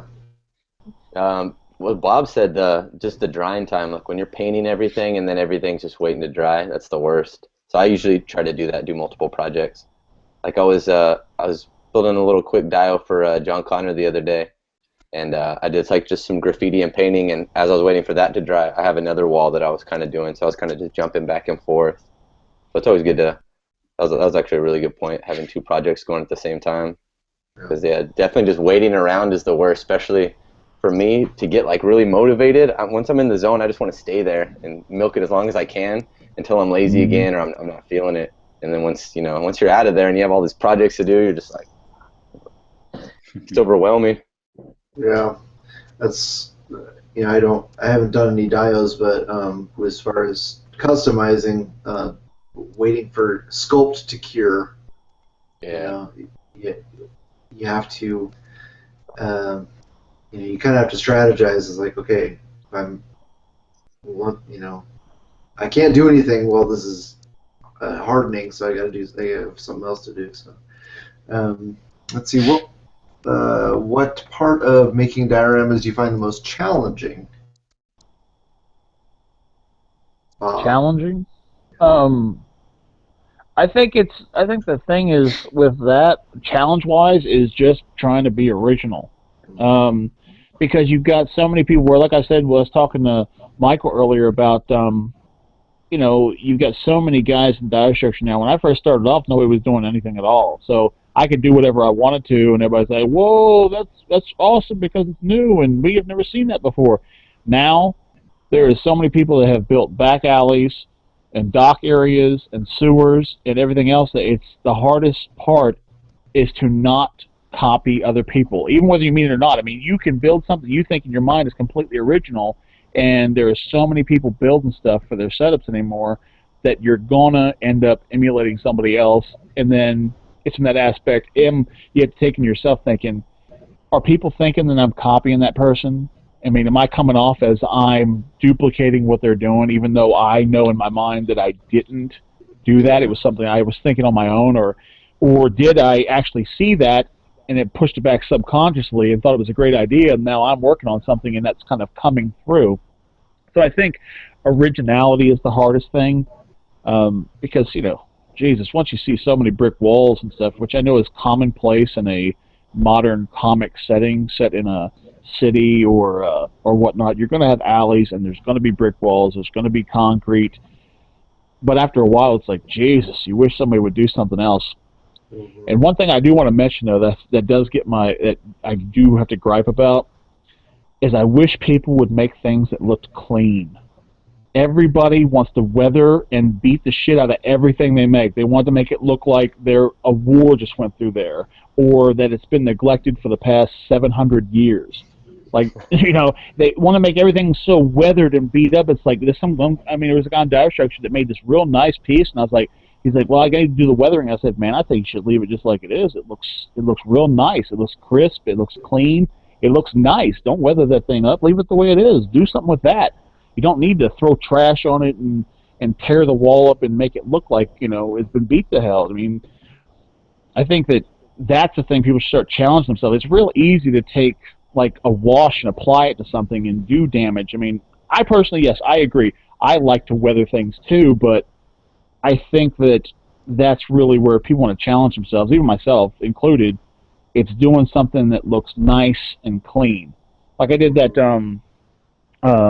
the Office piece that I did for Pharaoh, and he uses it sometimes. It's got the, like, kind of marble-looking walls and stuff, and it was real important to me because he wanted something that was going to look more like a real upscale kind of office that I couldn't weather anything. So, and I think it turned out pretty good. I think that's really the challenge, is doing something, because it's real easy to hide your fuck-ups when you're weathering stuff, because you can easily turn it to damage if you mess something up.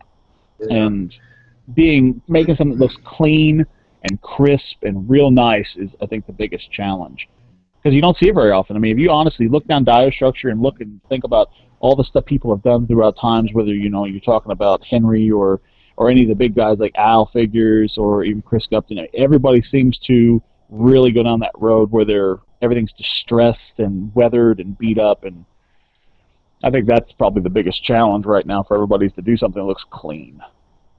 Yeah, think Russell Fuller did a lab one time where he was doing a video showing him going through the process, and It was Al Figures who did that for him. If you're thinking of the one with like the trap door and it's like a little laboratory. yeah, sorry, Yeah, Al did that for him. Okay, so Al was working on that lab, and it was super clean. And I was like, oh man, that looks so good. And then he weathered it, and I was like, oh fuck. I was like, I wanted to see it. Oh, just leave it alone. You're good. You don't need. But maybe that's what Russell wanted. But I thought it was like, okay, cool. But you just gotta look at other people's work and say, okay, if I want to do that, how can I make it my own? So. Anyway, what are some useful tips for people first starting out making diodes that you would like to provide? Useful tips, go to my YouTube channel and watch the videos instead of asking me the questions. Really, I still to this day, I clowned Al Figures the other day because he was on his video saying something about his last video, I think it was, talking about he's still getting the question to this day, what kind of foam do you use? So naturally in the comments I said, hey Al, tell me, what foam do you use? I have a video. The whole video is nothing talking about different kinds of foam and the aspects and things that I think they're best for using and stuff like that. And I've gone through it multiple times. I've reiterated over and over and over. And I still, to this day, people go, where do you get that foam from? It's like, it's magic. I conjured it with dark sorcery. Yep. It's like, I've told people a million times where I get it, man. It's insulation foam. Get it at Lowe's. Just go down to Lowe's and buy some. Yep. And I tell people all the ins and outs, and I think that's the biggest thing is just, and that's the real biggest gripe I have with a lot of and again it goes back to what I was talking to Michael about, is that today at this time, there are so many resources out there that a person coming into this now has so many resources available versus when I first came into it. And I want to reiterate, I'll talk about this, that like with Michael over here doing his excellent cutout tutorial. No one had that. No one had they talked about doing crisp, clean cutouts, but it wasn't until Michael came along and did a whole video showing how this is how you do it, line it, cut it, and keep it clean. And he basically set up the how-to for doing cutouts. And you should never have a question about cutouts because he's made an excellent video. And just things like that. There's more resources now. A whole diode structure group where you got people who are experienced. You go in there, you ask them questions, you see what they're doing. But I still, and this is the part that gripes me the most, is people who still ask the dumbest questions. It's like, how about you do a little research and put forth the effort instead of asking me how you go about doing that? I mean, look around at what other people are doing. Watch the videos. I mean, I studied looking at people doing wargaming terrain, or people that were just doing diorama building, like people like A.C.B.A who were using found objects. I took it all in, and I did my own shit, But you constantly, what do you think the best way to go about making a fire escape is? I don't know, man. Why don't you look at some fire escapes and think about what you think would be the great thing to use for that? Come up with something new. Try something. Experiment. I mean, if people saw half the stuff, one night I was on the chat with AJ Frost, and I'm sitting there putting together a set of stairs using that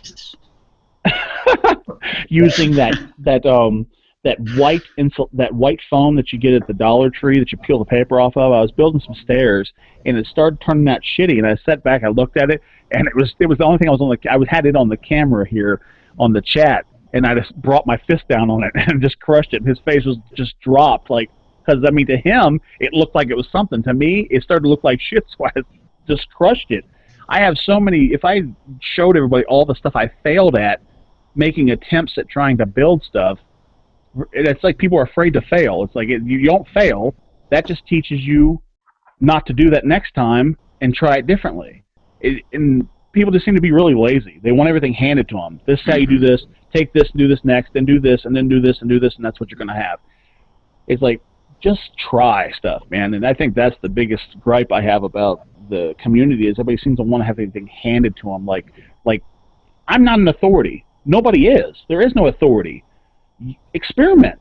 That's the whole point. Like for instance, me, I use latex house paint as a base on a lot of my projects. Almost I tell people, well, think about it. You've got latex house paint. It has a 14-year warranty when you put it on your walls. It's because it's durable. Why use that as my base coat of paint? And almost no one else does. I tell people that's what I use, and no one uses it. So it's like, okay, then you don't want to learn from what I'm telling you, then go do your own shit and stop asking me what you should do. Do some research, learn it on your own, And I think that's my big gripe about the Dio community, though.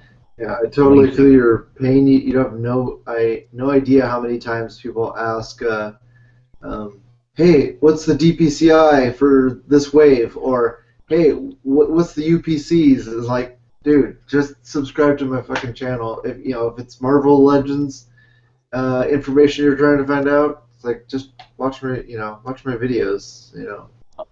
Anybody who's who does any kind of crafting or has information gets those questions. I was talking to Craig Warwick one time, and Glenn Webman had done a video on start to finish. He was doing a custom figure. And he was talking about use this, and I use this, use that, and he's talking about how he's doing this. And he said, well, then I sand this down, right? And somebody had the nerve to ask him in his video in the comments, what kind of sandpaper do you use? You've got to be fucking kidding me, man. Oh, I really? remember that, yeah. You have got to be shitting me. What kind of sandpaper do you use? Come on. But it's one of those things, you will get bombarded with the dumbest questions all the time, and it's nuts. What temperature is your air conditioning set at right now while you're recording this? Yeah. Do you leave your refrigerator on factory, or do you make it a little bit colder? No, well, they say the master has failed more times than the student has even tried. There is some truth to that, I think. Yeah. So you already mentioned a handful of people. Who do you think are your favorite, or who does the best work currently in the Diostructure community? I think that's the people I mentioned right there definitely draw my attention. And at the same time, there are so many people that do great work. I mean, and I have not seen them all. But I know I've always been a fan of Al figures. I'm amazed by the work he can turn out, and he's fast too. Henry's pretty fast also. They seem to be able to bang out dios really quick, and they have really good quality stuff. And then of course Al bringing the idea of a collapsible diorama, because I wasn't doing that at the time. He brought the whole magnetism thing to the game. So it's just the new things that people bring in there always makes it fresh for me. And then Chris Gupton is really good. And I know I'm missing people, but I just can't recall names right off the top of my head. There's a lot of great talent though in there. Did you mention EJ? Huh? Did you mention EJ? You kind of cut out for a second. I do like. He goes by SK5. It's not even on Facebook anymore. I like his stuff.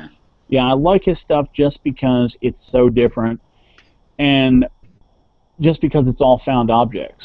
He finds trash and turns it into a diorama, and I think it's really good. It's definitely not the style that everyone's used to, and unfortunately, I think that because of that, he didn't believe in Diostructure because people were hounding him about, why don't you do this with the foam and all that, and he didn't want to do that. That's not his style at all, and he unfortunately didn't feel there was a home for him there, so he didn't believe in there and was just doing stuff on his own page. And then eventually, for whatever his reasons were, he decided to leave Facebook and just went back to just doing full-time YouTube, and I don't think he's done YouTube in a while either. But I know I've seen him post a couple things up on DeviantArt and stuff like that, but it's unfortunate because I think that it brought something, and that's the thing, it brought something new that other people weren't doing that people could have learned from. Just that whole aspect of looking at something not for what it is, but what it could be. Everything from turning this gear into this, or finding this bottle cap and it could be this, and you paint it up and decorate it or whatever. And I think it really brings an important aspect, and I think a lot of people miss the fact that he brought something special to the group. Yeah, I remember I loved all the times when people would say, "Man, that weathering looks great" or whatever for the rust. What did you use? And he'd be like, "Well, I corrected it. I collected a can of rust, and Yeah, I rubbed it's rust on rust. it." Yeah, but it's like, how'd you do that rust effect? I put rust on it. You know, he's just so literal. You know, he'd build a concrete structure. He'd go find a piece of cinder block or a piece of concrete. You know, and that's how that's how he worked. Was he just worked with the materials because in his mind, and I can see it from the aspect where he was looking for a level of realism where, you know, after a while, when you're building out of foam, yes, you can paint it to look like things, but when you know your walls, your doors, your floors, they all look like they're made of the same material. Okay, and it's a good point because it all is made out of the same material. I mean, you can texture it a little bit here and there, but and his approach was, you know, you should try to if you want gravel ground, then you should throw gravel down. If you want, you know, I mean, because he made a diorama that was completely he actually put in plants. It was a living diorama. I mean, he put some water in there for a little pond and all this other shit, and put his like swamp thing in it and stuff. And no one else was doing that. That's why I think that what he was doing was really great, just in that aspect. Yeah, I got a lot of good techniques from him just from watching that, just looking at stuff different ways. Like I have a whole bag of like disassembled like calculators and random electronics just for use in just like random stuff like that I've used before. Or even there's a couple spots that I see. There's like this ditch that I skate at, and there's like a bunch of just trash and stuff. I've scavenged so much stuff and got some cool stuff that I've actually used in dials. Like I was trying to find something to use for rebarb, and there was this fence that was taken apart, and it was all these straight pieces, and I was able to just cut that, and it looked like pretty good rebarb. Now I have a whole box full of shit, but yeah, that is the downside. If you watch his videos, man, his entire basement looks like a dump. But yeah, you definitely got to. If you try his approach, you definitely have to have some restraint. It's one of those things like you get real tempted. Oh, I got this bottle cap, and before you know it, you get a bag of bottle caps, and then you get a box full of bottle caps. It's like, no, I don't think I need any more bottle caps. But his basement, his work area, his whole basement is his work area, and it looks like he's backed up a dump truck full of stuff and just dumped it in there. But you got to have some restraint because that stuff will pile up real quick. So it's scary like tapping into your inner pack rat. He's like a perpetual Katrina victim down there. Let's see. Diego, want to know what first got you into making dios, and where you draw most of your inspiration from.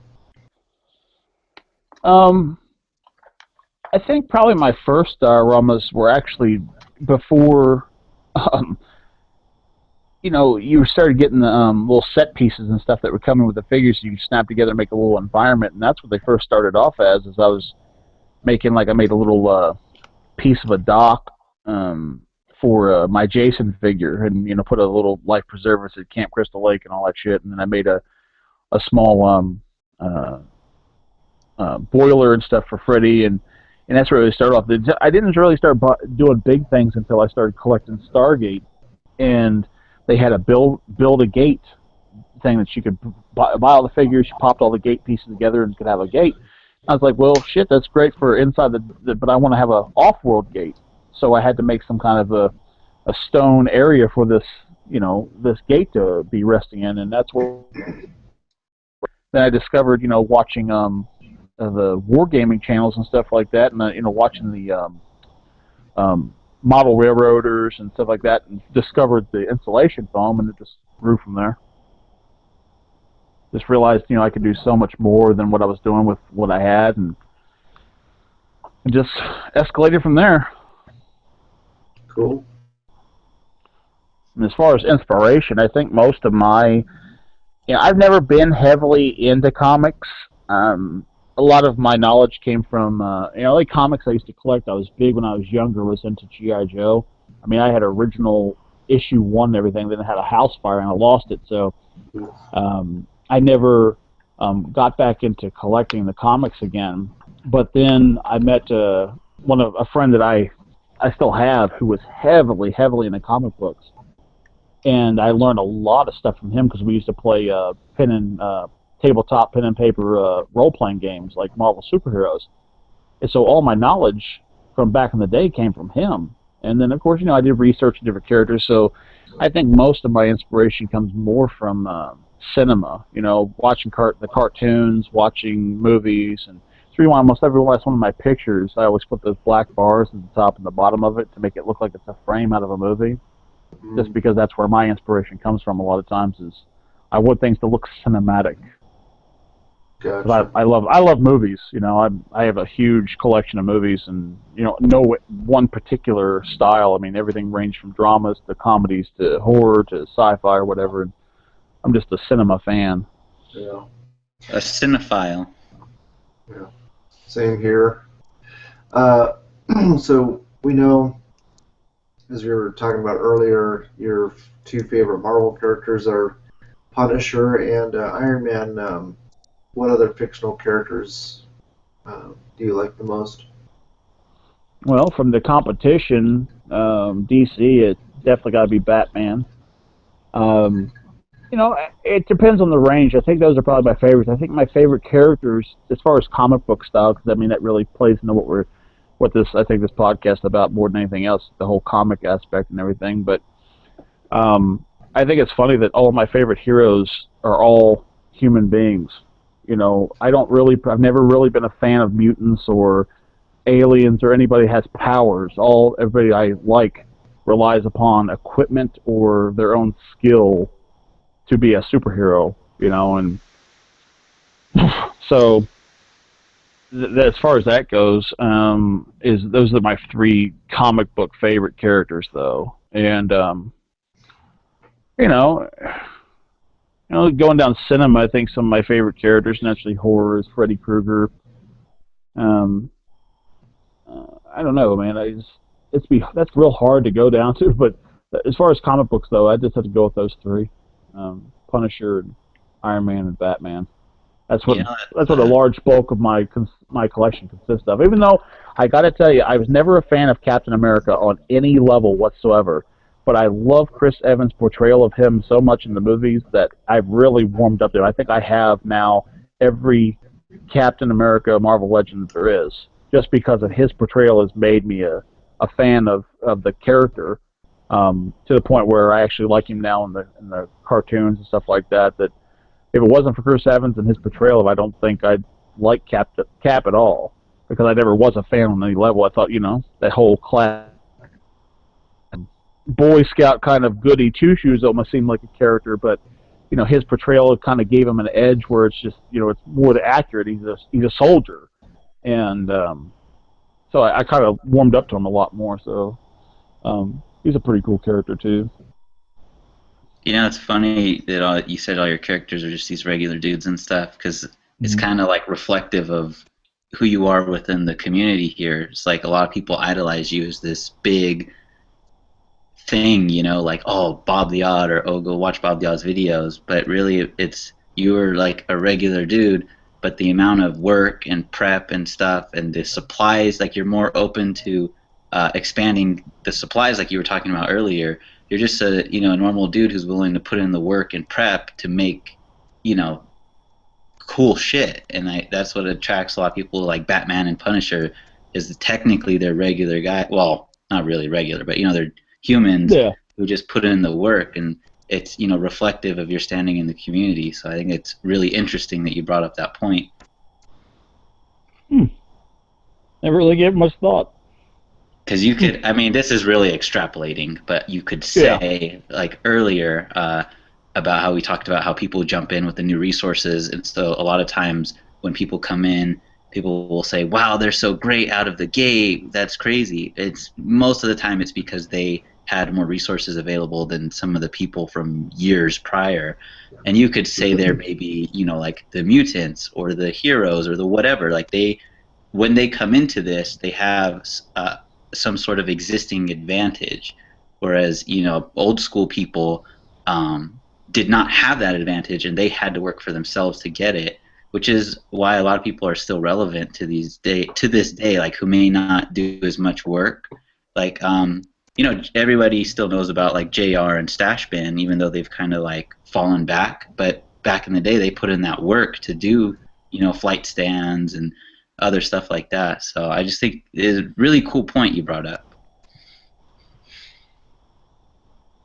Yeah, guy who was one of Bob's peers, I would say that people, like especially people new to the group, may not know about or have forgotten about is JD Meggs. Yeah, he's old. That's the thing. He's old school. We were talking about him before things That's started right. kicking off. Yeah, that there was only a couple of guys in the before I showed up that were really doing any builds, and he was one of the guys that's still in it. That he's still around. I guess I haven't seen much out of him lately, but he was doing stuff. Putting in that work way back before I even joined. Yeah, solid A.C.B.A. artist too. Yeah, I'm lucky enough to be one of those newcomers that got to utilize all the tools you guys had out there. Like I learned how to build my stuff from Bob, and I learned how to make my cutouts from Michael, and I learned where to find props and whatnot from John Connor. And I watched your guys' video, and I was doing my stuff on my own side until I felt that I can be a part of A.C.B.A. I could do that kind of stuff. And like people were like, oh, this dude came out of nowhere, but like I was lucky enough to have all these resources in front of me, hiding in the shadows. Until I felt like, hey, I could probably bring something to this group. So I'm thankful for that, definitely. You did your homework. Yeah, that's pretty much. Yeah, I did my homework. I mean, I watched a bunch of videos. I mean, sometimes I feel like I have a lot of creativity, but I'm lazy. I'll be honest.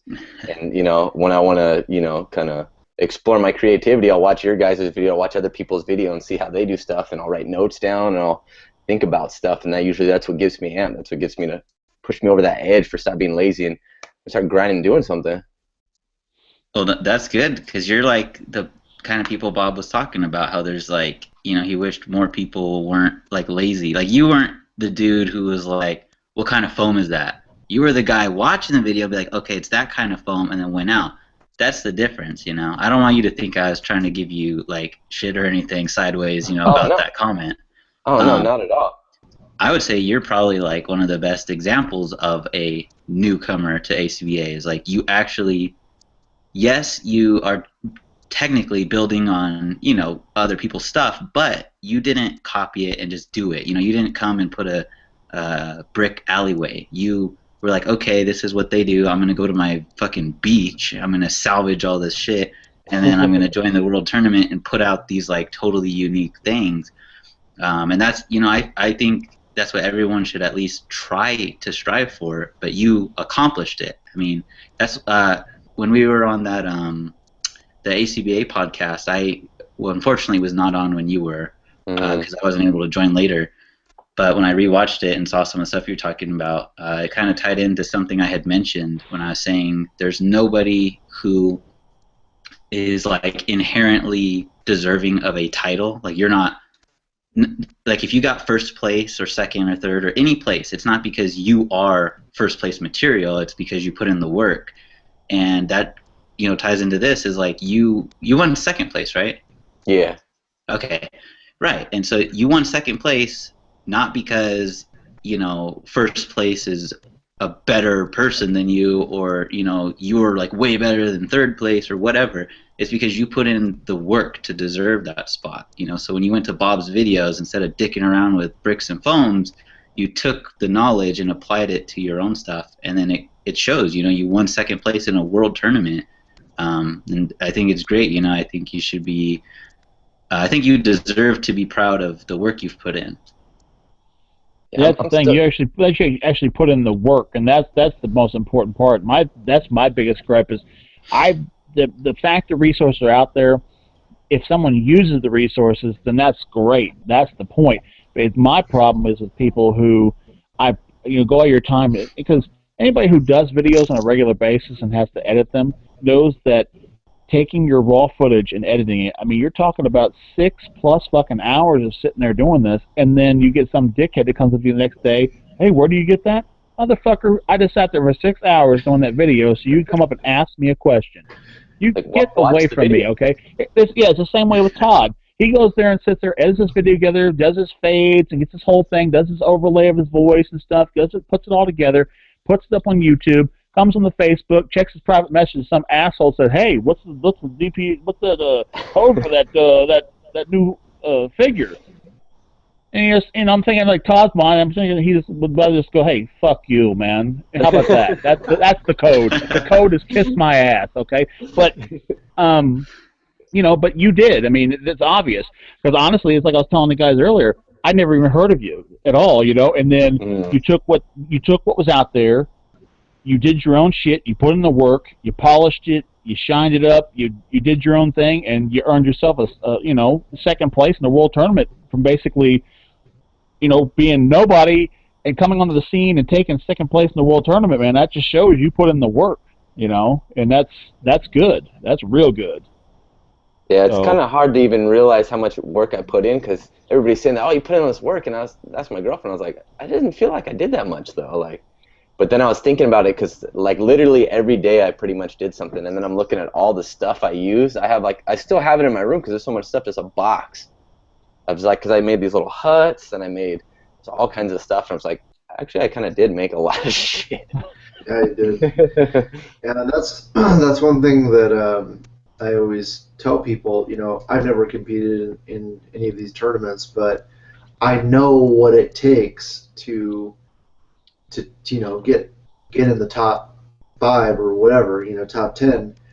I know how much work is involved, and I tell people, the best advice I can give you is as soon as you find out what the themes are for the tournament, you need to be working on your dios. Even if it's just for the first round, you need to be working on it every single day.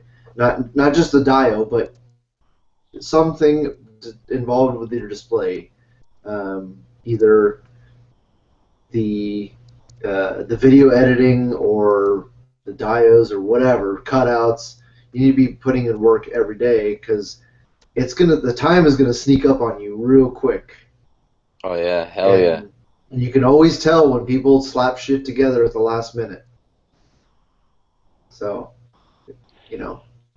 judges will see the end product. If they're paying attention, they'll know right away. Like, oh, this guy just slapped this together fucking 2 hours ago. So. I think for the most part that is true. I think some people work well under that last minute pressure though. But for the most part, yes, I think everyone when they go into a tournament like that, especially if they want to achieve any kind of real level, they need to be putting in that work. And it even comes down to the point of, while you're doing that, you should be focusing in on all the small shit, doing the posing and pre-posing your figures and sitting up there and looking to see if that's going to be the right pose before you pose it to put in the scene. Pre-pose it, sitting up there just looking at it and seeing if it's looking right to you and whatnot. And but it shows, because you can tell, watch some of those videos of some people that just kind of, just phoned it in versus the guys that are putting in the real work into it, It reflects in the videos, and then when they go into photo combat, the pictures and stuff like that, so. Yeah, totally. All right. Well, anything else that you, Michael or Dr. Mike, wanted to ask Bob? Pretty much answered what I was gonna say, but I can make up a question on the fly. What if you got to pick, so like dive structure, if you got to pick a category, if you want to see people make, so you're saying you'd like to see a lot more clean stuff like that. What would you choose? What kind of category would you choose? Which you would want to see more? Would it be like outdoors or Honestly, I think that would actually be refreshing, the outdoor stuff, just because I don't see much of it. My biggest thing when it comes to structure isn't really things I'd want to see more of. The thing I'd like to see less of is the brick walls and concrete structures. But in truth, it's hard to do that because there's so many characters. You talk about somebody like Spider-Man. He's not going to be anywhere usually besides on rooftops, swinging by buildings, in an alleyway. So if you build anything besides that, it just doesn't fit. Especially, dealing with the comic book aspect of the characters. Now, if you're, doing things that are, based around space or something like that, and you can do space-based things, then that's really great. But most people don't do that. They really stick with their favorite characters, which tend to be a lot of street-level guys who are in the alleys. They're on Main Street. They're in a lab or something like that. It's structures that you see what seems like every day. I just would like to see people experiment more with what they can do, get outside their comfort zones. Because like I said, you get so many guys who do a alleyway, then they do a loading dock, and then another alleyway, and it's like, well, I don't realize that, especially somebody like Al, that's what he builds, a lot of that kind of stuff, but that's what people are asking him for. It's like, well, it'd be really nice to see the people trying new things. I mean, I get so sick of seeing brick walls that it's just mind-numbing sometimes. Like, yeah, it looks really nice, but it's another brick wall, So, but it actually is refreshing sometimes when you see those people who would do those really different paint jobs where they have the different colored bricks and stuff like that, just to change it up. Just bring some more creativity to it versus, it's like that whole thing where I was telling AJ originally, you get somebody who wants to carbon copy you. Like, you show them, okay, I'm going to cut this brick wall like this, and then I've made this thing here, and I've made this, and then you turn around and see somebody build the same exact thing. It's like, I'm not showing you this so you can copy me. What I'm showing you is the technique of how I go about making the bricks and stuff like that, how I did this. Now take what I've shown you and make something new and different with it. Don't just copy what I'm doing. Make it your own, man. Take the knowledge and make it your own. And I just would like to see a lot more creativity from that aspect. I think one of my there favorite... are a lot of... I'm sorry. Oh, so go ahead. Sorry. Okay. No, I was just saying there's a lot of guys that are bringing some fresh stuff here and there, but I do get tired of the bricks all the time. I mean, but it's hard to escape because of the genre of stuff that they're building it for. It's like Todd was talking about earlier. Who was it that put together the dojo you were talking about earlier? The Derek Brecki one? Is that who did that? He did one real recently. Oh no, it was Punker Mike did that. All sorts of really cool Asian themed stuff. Like he did that, like the Japanese inn. For, okay, yeah. Around yeah, there you go. Yeah.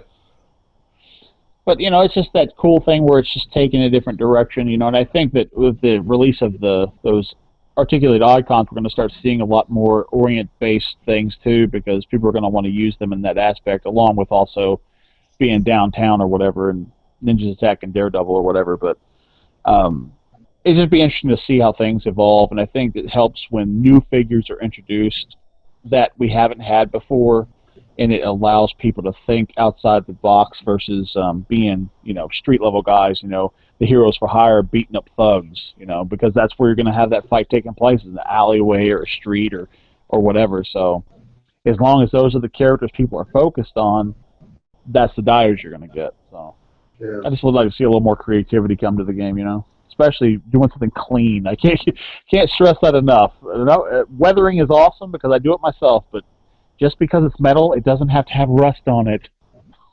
Mm-hmm. Yeah, did see. Do you remember when I took dirt from under the house and did a display? I couldn't build something that was made of foam that looked like rocks and dirt. So I took dirt from under the house and made that setup for Gladiator fighting Drax. Mm. Yeah, it's like that's so easy. I didn't have to build anything. I just took dirt from outside, used a purple background, and you're good to go. It's like I never see anybody doing anything like that. As I say, sometimes you just got to bring that creativity, especially when you're talking about the A.C.B.A. and doing setups and stuff like that. Just because you can build a diorama doesn't necessarily always mean that you should.